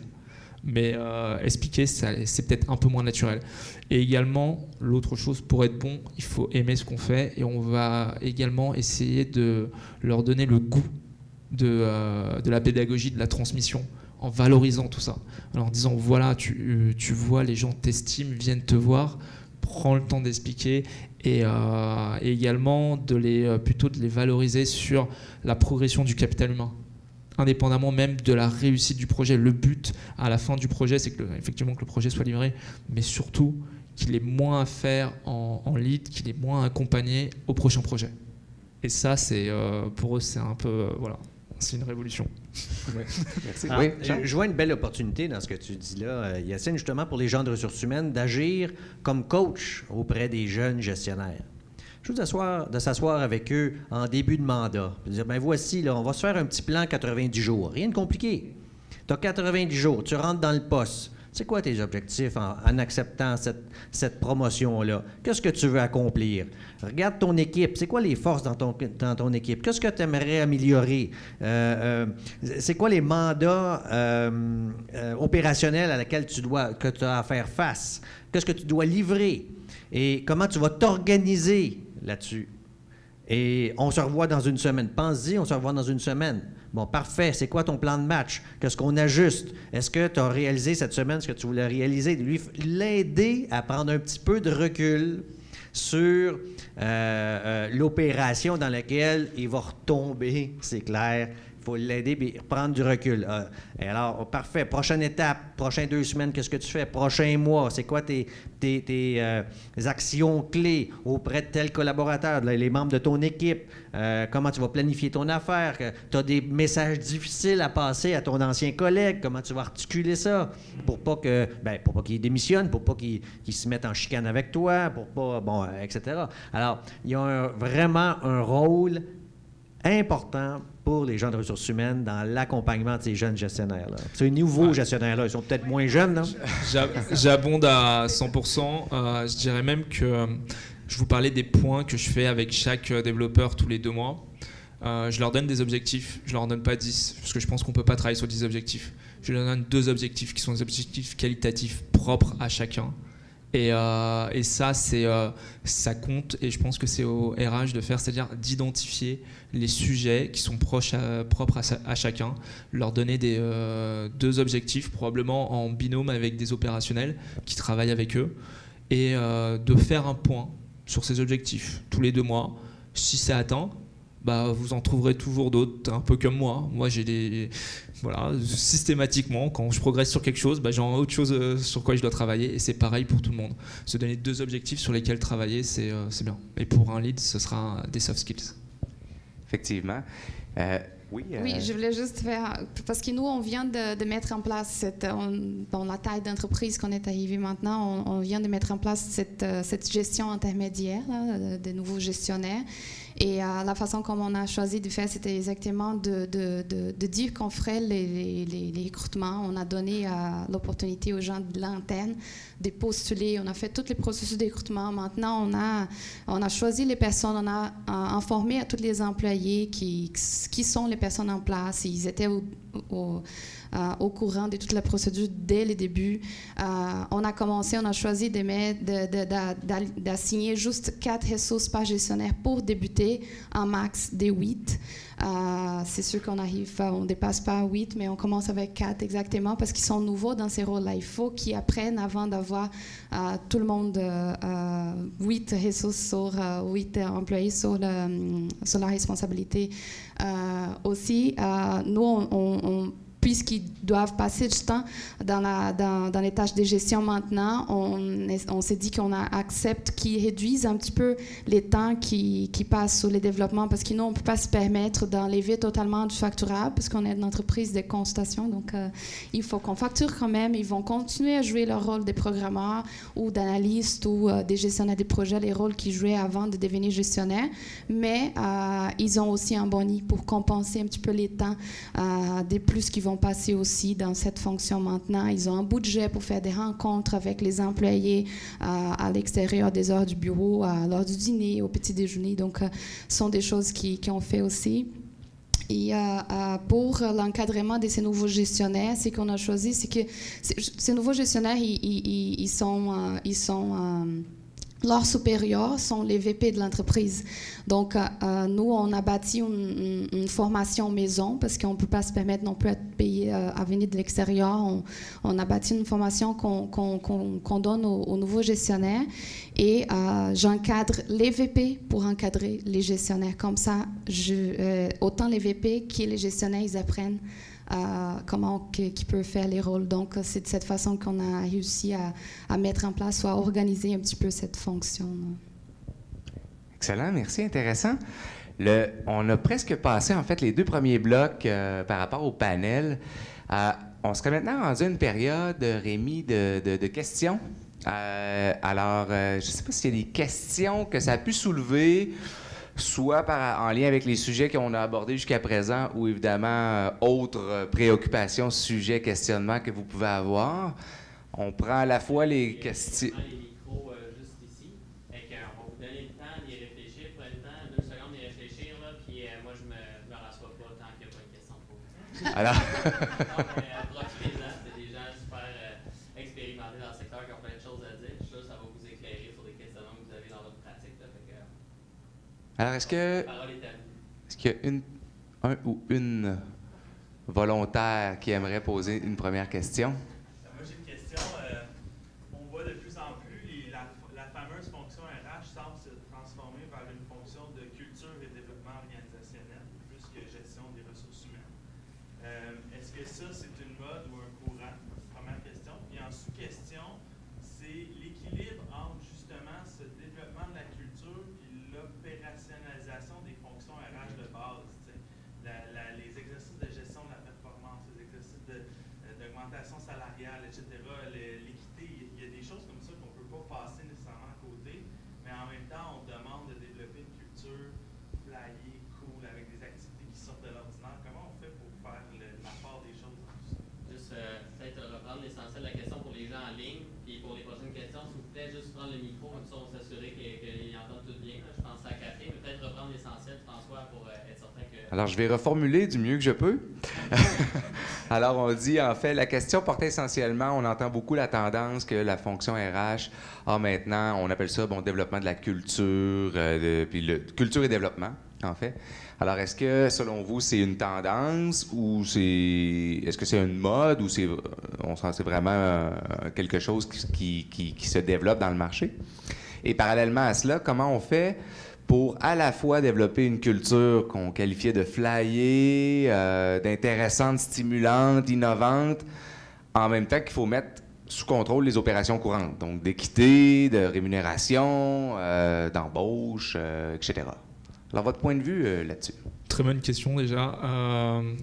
Oui, je pense que je pense pas que c'est qu'un courant. Je pense que c'est durable. Je pense que c'est une mutation de la société plus large et des attentes des nouvelles générations. Aujourd'hui, c'est peut-être lié au fait que les nouvelles générations ont vécu avec un peu plus de confort que les anciennes. Et donc, du coup, ce qu'elles attendent vraiment, c'est, je le disais auparavant, c'est l'expérience. Elles travaillent moins dans le désir de simplement d'avoir un salaire, mais par contre, de pouvoir travailler dans un endroit qui va répondre à leurs attentes, à leurs valeurs. Aujourd'hui, le sujet est assez simple, surtout dans les TI. Si votre relation, votre contrat avec votre employé, c'est un contrat qui est basé que sur le salaire, j'ai envie de vous dire, à Montréal, bon courage.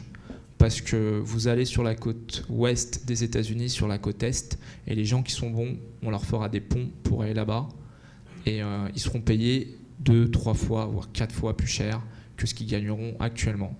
Et à ce jeu-là, vous ne pourrez, sauf si vous appelez Facebook ou Google, jamais gagner. Si vous allez aussi sur le jeu des vacances illimitées et toutes ces choses-là, avec les startups de la côte ouest, vous ne gagnerez pas aussi, ça ne marchera pas, vous n'avez pas forcément les mêmes moyens.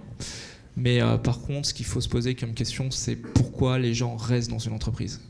Ils restent un peu pour le dirigeant, parce qu'ils sont fiers de travailler pour quelqu'un qui les inspire, qui soit un leader, qui ne soit pas quelqu'un dans une tour d'ivoire. À titre d'exemple, moi, je suis sur l'open space avec mes collaborateurs. Je suis contre les bureaux fermés.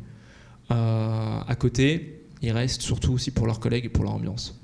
Parce que quand vous quittez l'entreprise, vous savez ce que vous perdez, mais vous ne savez pas forcément ce que vous gagnez de ce côté-là. Et ça devient un vrai élément différenciant. Et je pense que c'est là-dessus que beaucoup d'entreprises, en tout cas, doivent travailler pour conserver leur talent.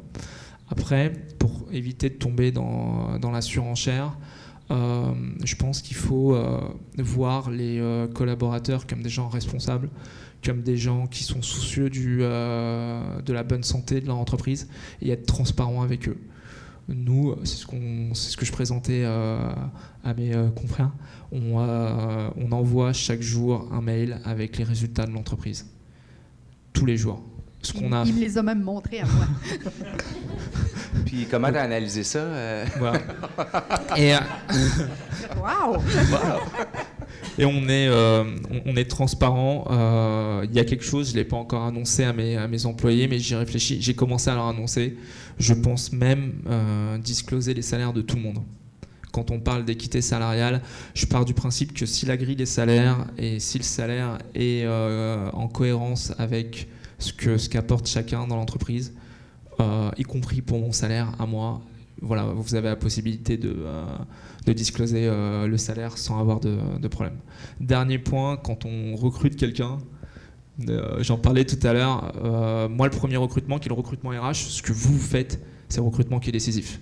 Après on leur fait passer des tests. Les tests, les gens de mon équipe ne le savent pas.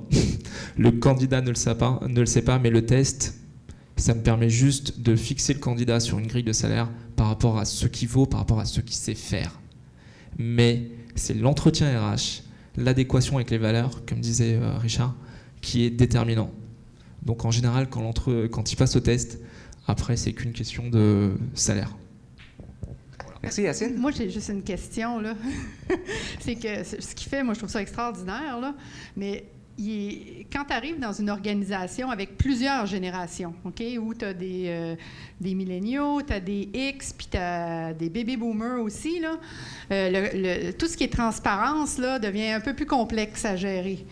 Fait que je ne sais pas comment on peut faire quand on a plusieurs générations. Là. Moi, je cherche la solution parce que c'est ce qu'on vit chez Syntel. On a plusieurs générations. Mais la transparence, là, pour les baby boomers, là, c'est d'autres choses. Là, hein? Sur ce sujet aussi, alors, ce qu'il faut savoir, c'est qu'on recrute des gens qui sont parfois jeunes, mais des fois plus âgés. À titre d'exemple, sur mes 2 derniers recrutements, j'ai une personne qui a à peu près 43 ans, qui est un ancien dev, mais qu'on a recruté au niveau du salaire. En tout cas, dans notre échelle, c'est assez âgé, qu'on a recruté comme développeur junior. Donc, il est développeur junior et on a un ancien étudiant de MBA de HEC qui était directeur financier, qui s'est reconverti, qui est développeur aujourd'hui. Il commence comme développeur junior. Et pour eux, je pense que de toute façon ils le savent, vu le salaire qu'ils ont, que les autres sont probablement mieux payés. Et ce qui peut être un peu déconcertant en entreprise, c'est que vous pouvez avoir une personne de 26-27 ans qui va leader une personne de 40 ans. Et ça fonctionne. Intéressant, hein? Donc c'est des façons. Donc je pense que culture, développement, en tout cas, c'est quelque chose qui est plus qui répond à un besoin. On pourrait peut-être le voir comme ça. Et je limiterais peut-être. J'aimerais savoir s'il y a d'autres questions que vous aimeriez adresser aux panélistes, qu'ils soient. Oui, monsieur derrière.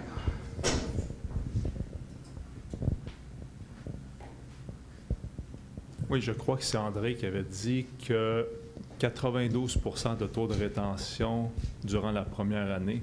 J'ai fait des entreprises, j'ai travaillé pour des entreprises où c'était, je dirais, misérable, là, ça ne ressemblait pas à 92%. Je suis un peu curieux quand même sur ce chiffre. Est-ce que c'est possible de juste de détailler et d'avoir un scénario ou quelques scénarios plus élaborés, voire plus larges sur les taux de rétention? Bien, je te dirais que le taux de rétention que je t'ai dit, c'est au Québec actuellement dans les entreprises de TI. Il est autour de 90 %.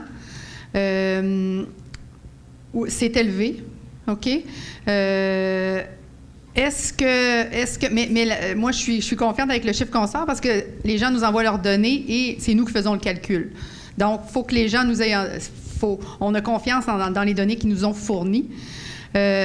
En TI, dans la petite entreprise. Si on va dans la plus grande entreprise, je pense que le taux va être plus bas. Donc, la rétention va être moins bonne dans la grande entreprise. Pourquoi? Parce que tu n'as pas ce contexte-là d'équipe, de famille, etc. Je ne l'ai pas brisé, mais je pourrais le briser en taille d'entreprise, puis on pourrait voir qu'est-ce que ça donne. Mais c'est ça, c'est 90 %, c'est ce que ça donnait là, des derniers benchmarks qu'on avait. Est-ce que tu veux savoir comment on le calcule? Non? Je suis toujours curieux, là, parce que je me fie souvent sur la loi du 80-20, à la loi de Pareto. Là. Il y a souvent des courbes, même des courbes gaussiennes en statistique. Je te dirais que dans d'autres secteurs d'activité, il est beaucoup plus bas que ça. En TI, il était à peu près à 90, mais dans d'autres secteurs d'activité comme Le secteur vente au détail, ça, c'est le taux de rétention après un an baisse drastiquement. En fabrication aussi, il baisse drastiquement. Mais je te dirais, finance, assurance et TI, il est assez élevé. Ça m'amène peut-être une petite nuance. Peut-être que pour certains d'entre vous qui êtes dans des entreprises à forte croissance, il arrive aussi un phénomène pour lequel, à travers cette forte croissance-là et l'intégration de beaucoup de nouvelles personnes, il y a ce clash culturel-là des anciens. C'est un autre data, là, mais les anciens qui disent, je sais pas, peut-être vous l'avez entendu parler, là, il me semble que c'est plus comme avant. Il me semble que c'est plus pareil. Dans le temps, on pouvait faire ça. Il me semble que là, c'est plus comme... ça change, hein? Ça se corporatise. Moi, j'entends ça beaucoup à travers les entreprises en croissance qui, des fois, tu vois arriver, puis là, c'est plus pareil parce que là, il faut formaliser certaines choses, puis il faut mettre en place... Je ne sais pas si c'est quelque chose que vous vivez, là, mais souvent, on est en RH, on est au fait avec ça aussi, cette donnée-là. Donc oui, les nouveaux restent, mais là, c'est notre vieille garde là, qu'il faut aussi s'occuper. Là. Ben moi, je l'ai vécu quand je vous parlais de l'expérience de Région Dépôt. Je vous disais qu'en 92, on était 600. J'ai oublié de vous dire que 5 ans après, on était 8000. Alors, c'est sûr qu'une entreprise entre 600 et 8000, ça ne gère pas pareil. Puis, je l'ai entendu, ça. Oui, mais avant. Puis, d'une entreprise de 13 personnes, c'est la numéro, 12? 33, puis une entreprise de 80 ou de 120, c'est sûr que c'est pas pareil. Il y a des choses qui sont mieux, par exemple. Il y a peut-être des choses dont on a dû faire le deuil. Moi, j'ai travaillé pour une entreprise qui s'appelait Sécor. On était 22 associés ici à Montréal en stratégie. On a vendu l'entreprise à KPMG.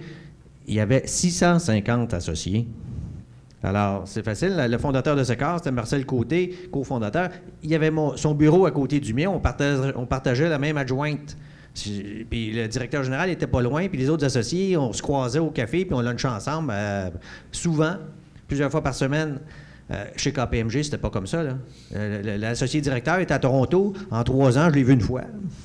Donc, est-ce que c'était différent? Oui, c'est différent. Est-ce que c'est pire? Bien, il y a des choses qui sont pires, mais il y a des choses qui sont mieux. Et c'est ça qu'il faut mettre de l'avant. Est-ce qu'il y a des gens qui aiment travailler dans des petites entreprises, des petites équipes? Cette proximité-là, c'est pour ça qu'ils ont joint l'organisation. Ça se peut qu'eux, ça ne leur convienne plus. Bien, ils ont le droit de partir.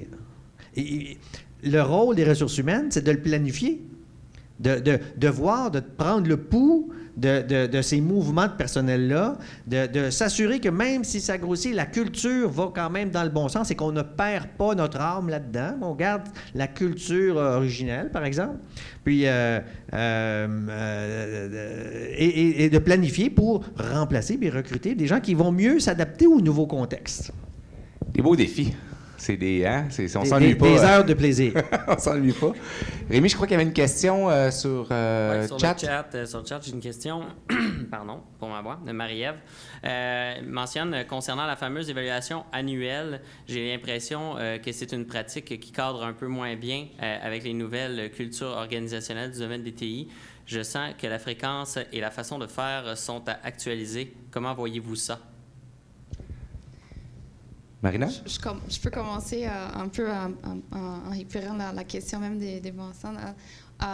Je pense que les changements du nom du service, c'est pas juste un mode, c'est vraiment comme la façon comme l'entreprise voit les personnes qui travaillent et pour l'entreprise et la façon comme les services lui-même il est vu dans l'entreprise. Donc, avant, on était là pour contrôler les personnes. Après ça, on était là pour aider les corporatives à juste faire du travail corporatif RH. Maintenant, on est là pour garder les personnes, pour attirer les meilleures personnes, pour proposer des bonnes pratiques et tout ça. Donc, je pense que le changement du nom vient avec les changements de la vision que nous avons, de la personne qui travaille pour l'entreprise et de la fonction qui est responsable pour cette activité-là. Après ça, toutes les politiques ou les pratiques RH, ils doivent être mises à jour aussi. Donc, on fait de l'innovation dans les TI. Il faut qu'on fasse de l'innovation dans les départements d'RH aussi. Parce qu'on ne peut pas se passer sans réfléchir à ce type de façon de faire. On parle des gens de TI qui doivent changer de façon de faire. On parle de renouveler, de travailler dans un mode agile. L'RH est toute là. Il faut qu'on travaille des modes agiles, il faut qu'on renouvelle nos pratiques. La façon de mesurer la performance d'une personne aujourd'hui, c'est totalement différent de la façon comme on faisait avant aussi. Donc, on commence à laisser de côté de quotas général ou de performance une fois par année, parce que maintenant, et spécialement dans un contexte de croissance, il faut qu'on soit capable de savoir où est-ce qu'on est et vers où on s'en va, pas seulement l'entreprise, mais l'employé lui-même, à chaque 2 mois, à chaque 3 mois, des 4 à 6 semaines. Donc, les one-on-one, les rencontres sont beaucoup plus fréquentes.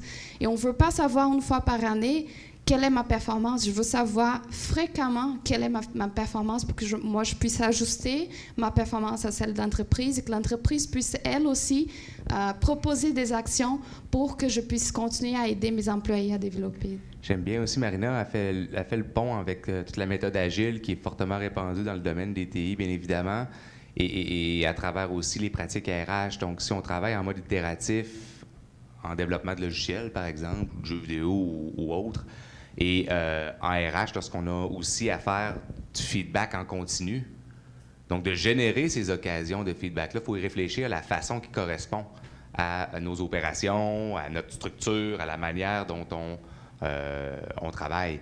Donc, c'est un peu ça que j'entends. Donc, quitte à le faire de manière plus régulière, comme vous le faites d'ailleurs chez vous, à raison de 2 mois, là, au maximum. Oui, André? Ben c'est ça. Je pense qu'il y a 2 choses. Hein. Il y a l'évaluation de la performance puis l'amélioration de la performance. Si on veut que la personne s'améliore, on n'a pas le choix d'être en feedback continu. OK? C'est des conversations régulières et il faut encadrer ces conversations-là, selon moi. Il faut que les gestionnaires comprennent que c'est important et il faut les encadrer. OK? Mais ces conversations-là, il faut qu'elles aient lieu.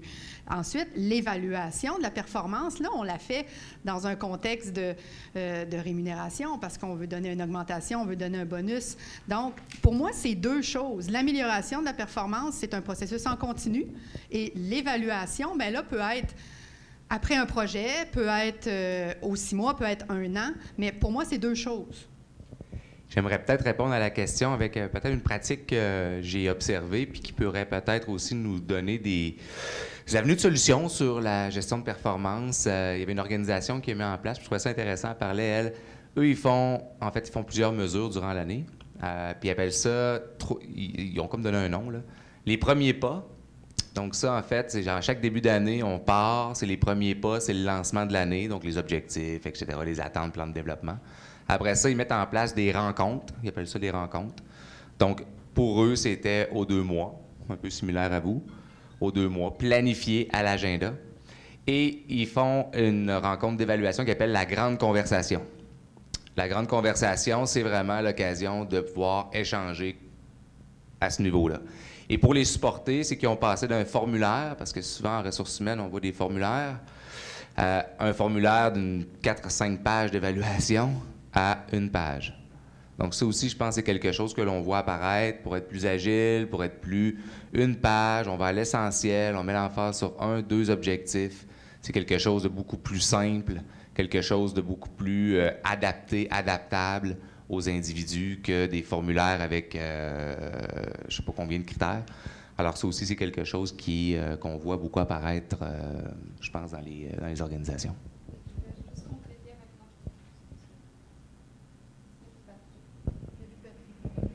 Je sais pas.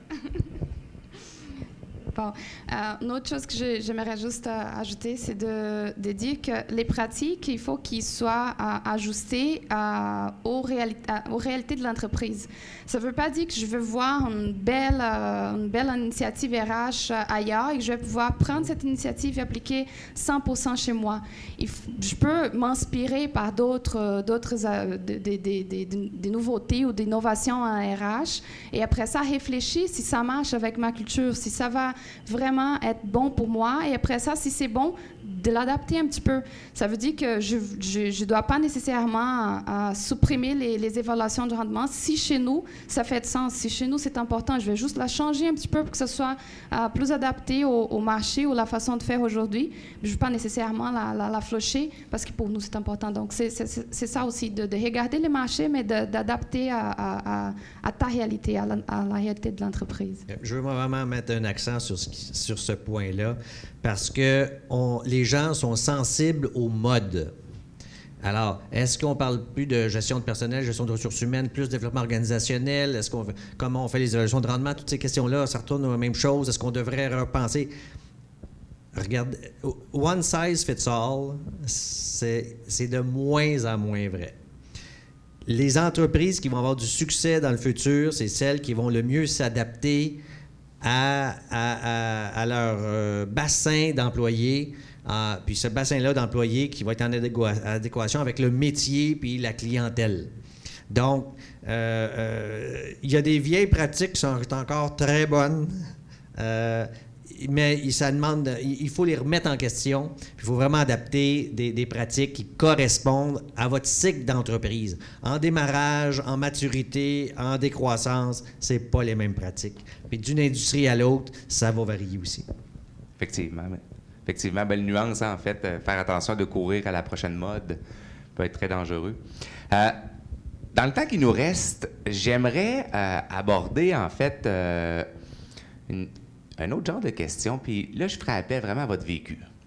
C'est-à-dire, est-ce que votre expérience, votre vécu, et j'aimerais, en fait, savoir, puis pour le bénéfice des gens qui nous écoutent, s'il y avait un piège. Vous avez tous vécu d'une façon ou d'une autre la croissance accélérée puis le positionnement de la fonction RH. S'il y avait un ou deux pièges à éviter, dans lesquels vous êtes tombé et qui pourraient peut-être servir de leçon apprise, alors quels seraient-ils? Et parallèlement à cela, si vous aviez un conseil à donner aux gens qui nous écoutent, quel serait-il?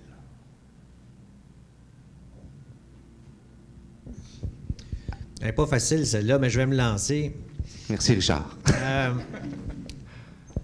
Comme praticien de ressources humaines, on est appelé à voir toutes sortes de cas, toutes sortes de situations. Puis moi, je me suis toujours dit, je n'ai pas une imagination assez fertile pour penser à toutes les situations qui peuvent m'arriver à tous les jours. Puis des fois, j'avais toutes sortes de cas qui arrivaient, puis je me disais, bon, ben là, j'ai tout vu. J'ai tout vu, ça se peut pas, j'ai tout vu. Mais là, le lendemain, il y en arrivait un autre à laquelle je n'avais pas pensé. Alors, le piège, c'est peut-être ça.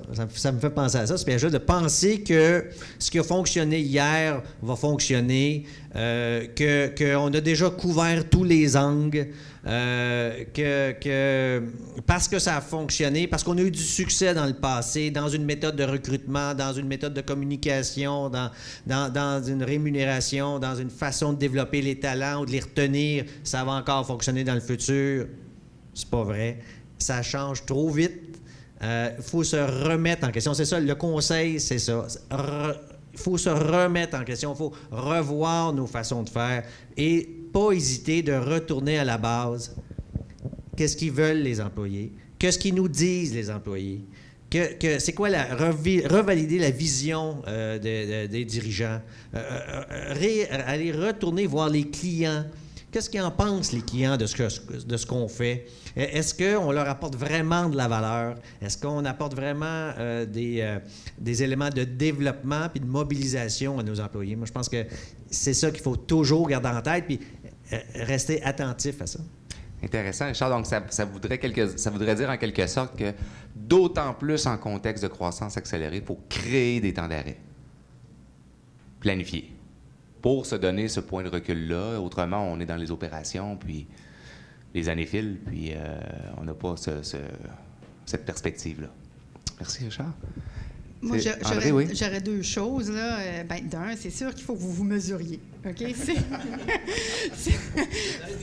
Lundi, là, comme je vous laisse encore 2 jours pour y penser, là, mais lundi, il faut que vous commenciez à vous mesurer. C'est la première affaire. Je vous le dis, ça va aider à votre discours, ça va vous aider à faire passer des projets RH. Bon, Fait que là, ça, c'est correct. Mais je vous dis aussi, faites attention au rêve de la technologie, OK? Parce qu'on est en RH, on se dit, hey, je vais avoir mon système d'information RH, je vais avoir le meilleur ATS, je vais avoir le meilleur ci, le meilleur ça. La technologie ne viendra pas, est là pour supporter votre travail, elle ne viendra pas régler vos problèmes, OK? Fait que faites attention au rêve de la technologie qui va venir tout régler, OK? Parce que c'est pas vrai. Ça reste que vous gérez des personnes. Et il faut garder ça, là. La gestion des personnes, c'est très important. Donc, faites attention aux rêves des technologies qui viennent toutes régler. Merci, André. C'est sûr, je suis d'accord avec les deux, mais juste pour amener un autre point aussi. Dans un contexte de croissance, c'est sûr que nos dossiers, ils font juste monter. Là. La pie, elle est comme ça. Là. C'est juste moi en RH. Oh my God, qu'est-ce que je veux faire? Après ça, bon, à un moment donné, on est capable d'embaucher une autre personne. Yeah, Maëlie, elle est là pour m'aider. Mais de toute façon, moi, je dirais, c'est de ne pas rentrer dans la fuite de la croissance et de se donner le temps de respirer. Parce que parfois, c'est toujours ce que je me répète à chaque jour, c'est pas un marathon dans une vélocité des sprints, parce que je ne serais pas capable. Et au début, on rentre dans cette façon de fonctionner. On pense qu'il faut tout régler, tout en même temps et maintenant. Et à un moment donné, on réalise que c'est juste pas possible, c'est juste pas humain, et qu'il faut que moi, j'arrête, je respire, je dise, bon, la croissance, elle va continuer à être si accélérée que ça pendant plusieurs années. C'est pas juste une année, c'est pas juste 2 années, je suis déjà dans la 3e année. Si je continuais à courir comme j'ai couru dans la première année, je serais vraiment comme un burn-out ou quelque chose comme ça maintenant, parce que ce serait juste pas possible. Donc, d'ajuster aussi la vitesse et de savoir qu'une croissance accélérée, bon, ça prend une pause pour respirer aussi. C'est ça.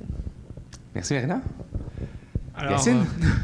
Moi, je dirais que effectivement, être en croissance, c'est un très bon problème, et que vos dirigeants vous remercieront de les soutenir dans cette croissance, c'est-à-dire de les accompagner et de recruter vite. Et parce que effectivement, pour un dirigeant, ne pas pouvoir honorer un carnet de commandes, c'est très très très frustrant. Ça, faut le savoir, et que in fine, aussi la personne qui vous évalue et qui même voilà, qui va aussi vous rémunérer, ce sera aussi le dirigeant, et que lui, si vous l'accompagnez à atteindre ses objectifs, bah, c'est certain qu'il en sera que plus ravi. Après, recruter vite, ça veut aussi dire des fois prendre des risques, et ça veut dire aussi réagir vite quand ça fonctionne pas. Pour moi, quand ça fonctionne pas, c'est quand ça ne fit pas avec les valeurs de l'entreprise et quand ça déstabilise l'équipe en interne. C'est-à-dire que quelqu'un qui fait de son mieux et qui a un comportement irréprochable, qui essaye de soutenir l'équipe, même s'il ne performe pas, ça passe. Par contre, quelqu'un où on sent, et ça des fois, malgré tout ce qu'on peut mettre au niveau du recrutement, il y a des choses qu'on ne voit pas. Et quand on voit qu'il va y avoir un problème assez sévère avec l'équipe, il faut réagir au plus vite, parce qu'un mauvais recrutement, ça ne peut pas être qu'un départ, ça peut être plusieurs départs. Et laisser la situation s'envenimer, là vous touchez au bonheur au travail, à tout ce qui va derrière, et également à la performance et à la productivité de vos employés, puisque maintenant c'est prouvé, un employé qui n'est pas heureux au travail produit moins. Auparavant, travail était synonyme de souffrance. Ce qui est bien, c'est qu'au XXIe siècle, on essaye de coïncider travail avec plaisir, et il faut que le travail reste un plaisir, donc si ça ne va pas, il faut réagir. Merci, Yacine. Merci. Est-ce qu'il nous resterait un petit peu de temps, je crois, pour des questions? Alors, est-ce qu'il en reste dans la salle, ou en avez-vous? Ou, je ne sais pas, Rémi, si tu en as aussi du côté du chat. Alors, on aurait un petit 2 minutes là, avant de laisser la parole pour le mot de la fin à Rémi. Alors, est-ce qu'il vous resterait des questions en suspens, des questions de validation, des questions d'échange, votre point de vue sur peut-être certains enjeux RH au niveau de la croissance accélérée? Ouais, puis ça peut être un témoignage aussi, juste un commentaire par rapport à vos réactions sur la discussion. Des fois, ça fait rebondir sur d'autres choses, mais on va prendre le temps, fait que pensez le temps, prenez le temps, puis n'hésitez pas, là, prenez le micro juste pour que les gens en ligne nous entendent. Là. Je vous avais dit au début que je serais harcelant, fait que je vais l'être. C'est le moment. Parole, là, je vais c'est le moment, là. mes engagements. Je suis le bad cop. Donc, nous, la croissance accélérée, nous la connaissons. Je suis aujourd'hui avec Dominique, ma DRH, et pour demain matin, elle doit trouver 14 personnes. Donc, je suis venu quand même pour la soutenir. Je rebondis sur une chose. La pire erreur que nous avons tous fait, c'est prendre notre meilleur technicien et d'en faire un lead. Donc, à l'arrivée, on perd le meilleur technicien et on a un mauvais lead. Pour vous expliquer, nous, on est dans le jeu vidéo. On a 200 personnes. Et on est en recrutement permanent, on a des gens qui restent, on a des gens qui partent. Qu'est-ce qui peut nous différencier aujourd'hui d'une autre entreprise? C'est ça le petit plus. C'est de prendre le temps, moi je suis le fondateur, le président, c'est de prendre le temps de voir chaque CV de personne qui travaille pour moi depuis un certain temps. Et derrière ce qu'elle fait pour nous dans l'entreprise, essayer de voir c'est quoi son background, c'est quoi ce qu'il a fait, qu'est-ce qu'il peut nous apporter et qu'est-ce qui peut l'enrichir lui aussi. Un exemple parmi tant d'autres, on a eu pendant 6 mois un immigrant, on a beaucoup d'immigrants, un immigrant qui venait de Roumanie et qui était médecin urgentiste et qui n'avait pas encore son équivalence ici. Quel beau modèle pour faire des cours sur la gestion du stress. On a eu des pilotes d'avion qui étaient en formation, alors pas ceux qui sont à Brossard, mais ceux qui sont sur des gros avions. Et là encore, quelle belle expérience de voir qu'une entreprise, en fait, ça se gère comme un avion. On a quelqu'un qui fait décoller l'entreprise, et lorsque l'entreprise a atteint son point de vol stationnaire, on change aussi l'équipe de management, on change la personne au RH, ou tout le moins, on rajoute des personnes. Mais ce ne sont pas les mêmes compétences dont on a besoin, et voilà. Très intéressant, merci. Moi, j'aimerais rebondir là-dessus.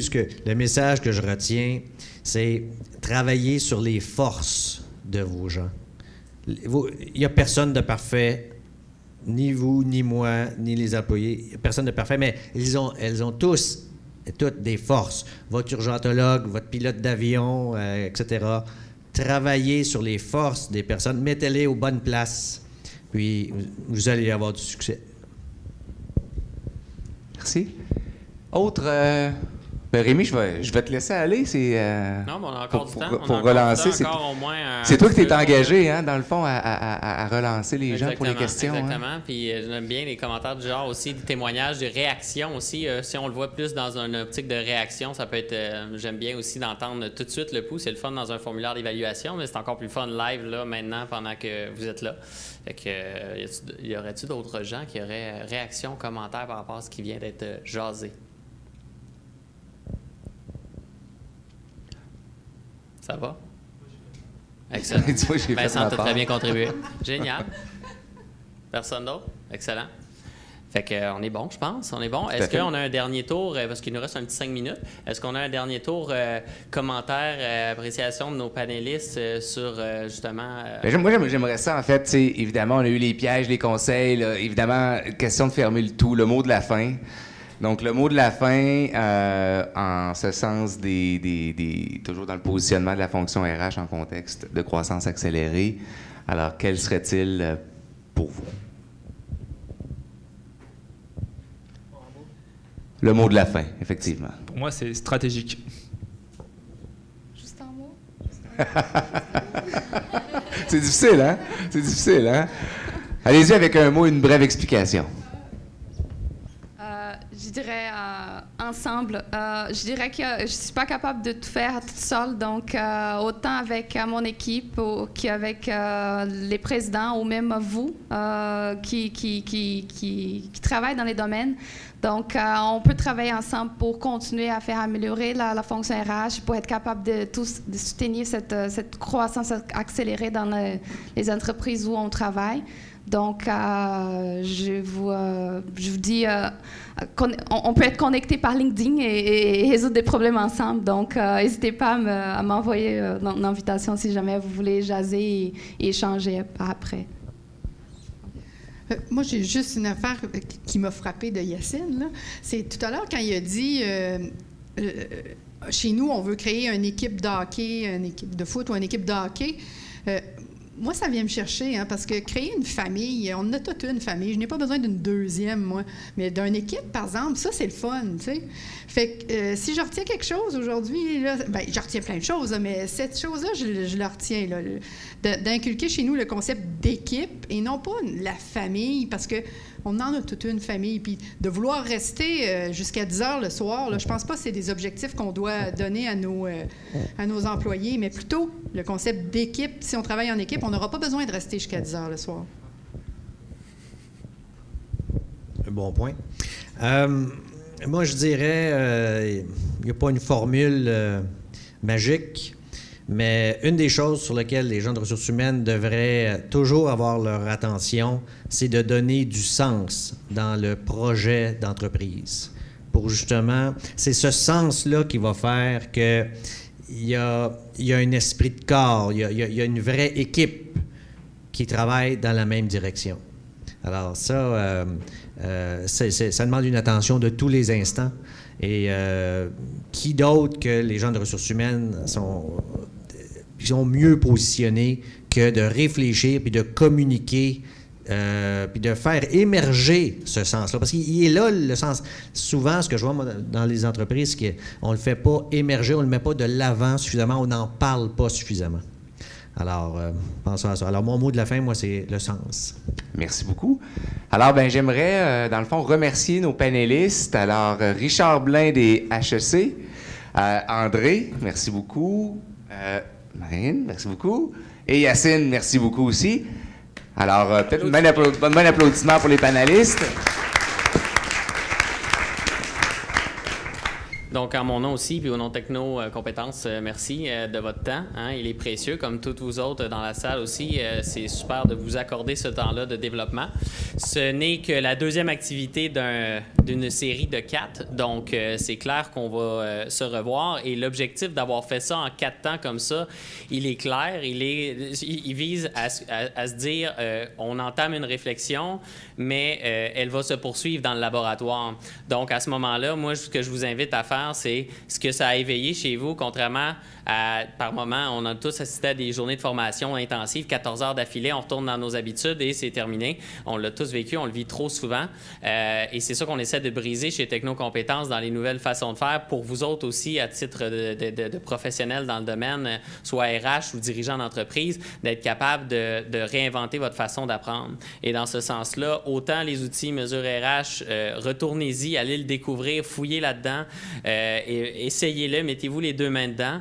Pour ce qui est des idées que vous vous êtes notées aujourd'hui sur votre bloc-notes, essayez des choses parce qu'au laboratoire, l'objectif va être d'essayer des choses ensemble sur des cas réels que vous nous avez transmis dans les petits sondages webinaires que vous allez nous transmettre en début de laboratoire. Donc, voyez-le comme une continuité puis utilisez tout ce qui a été dit aujourd'hui, là, qui a semé des idées pour tout de suite faire naître des projets, des idées chez vous. Puis, si on a réussi ça chez Techno Compétences, on va être très content. Et sinon, on va travailler fort à s'améliorer pour réussir encore mieux la prochaine fois.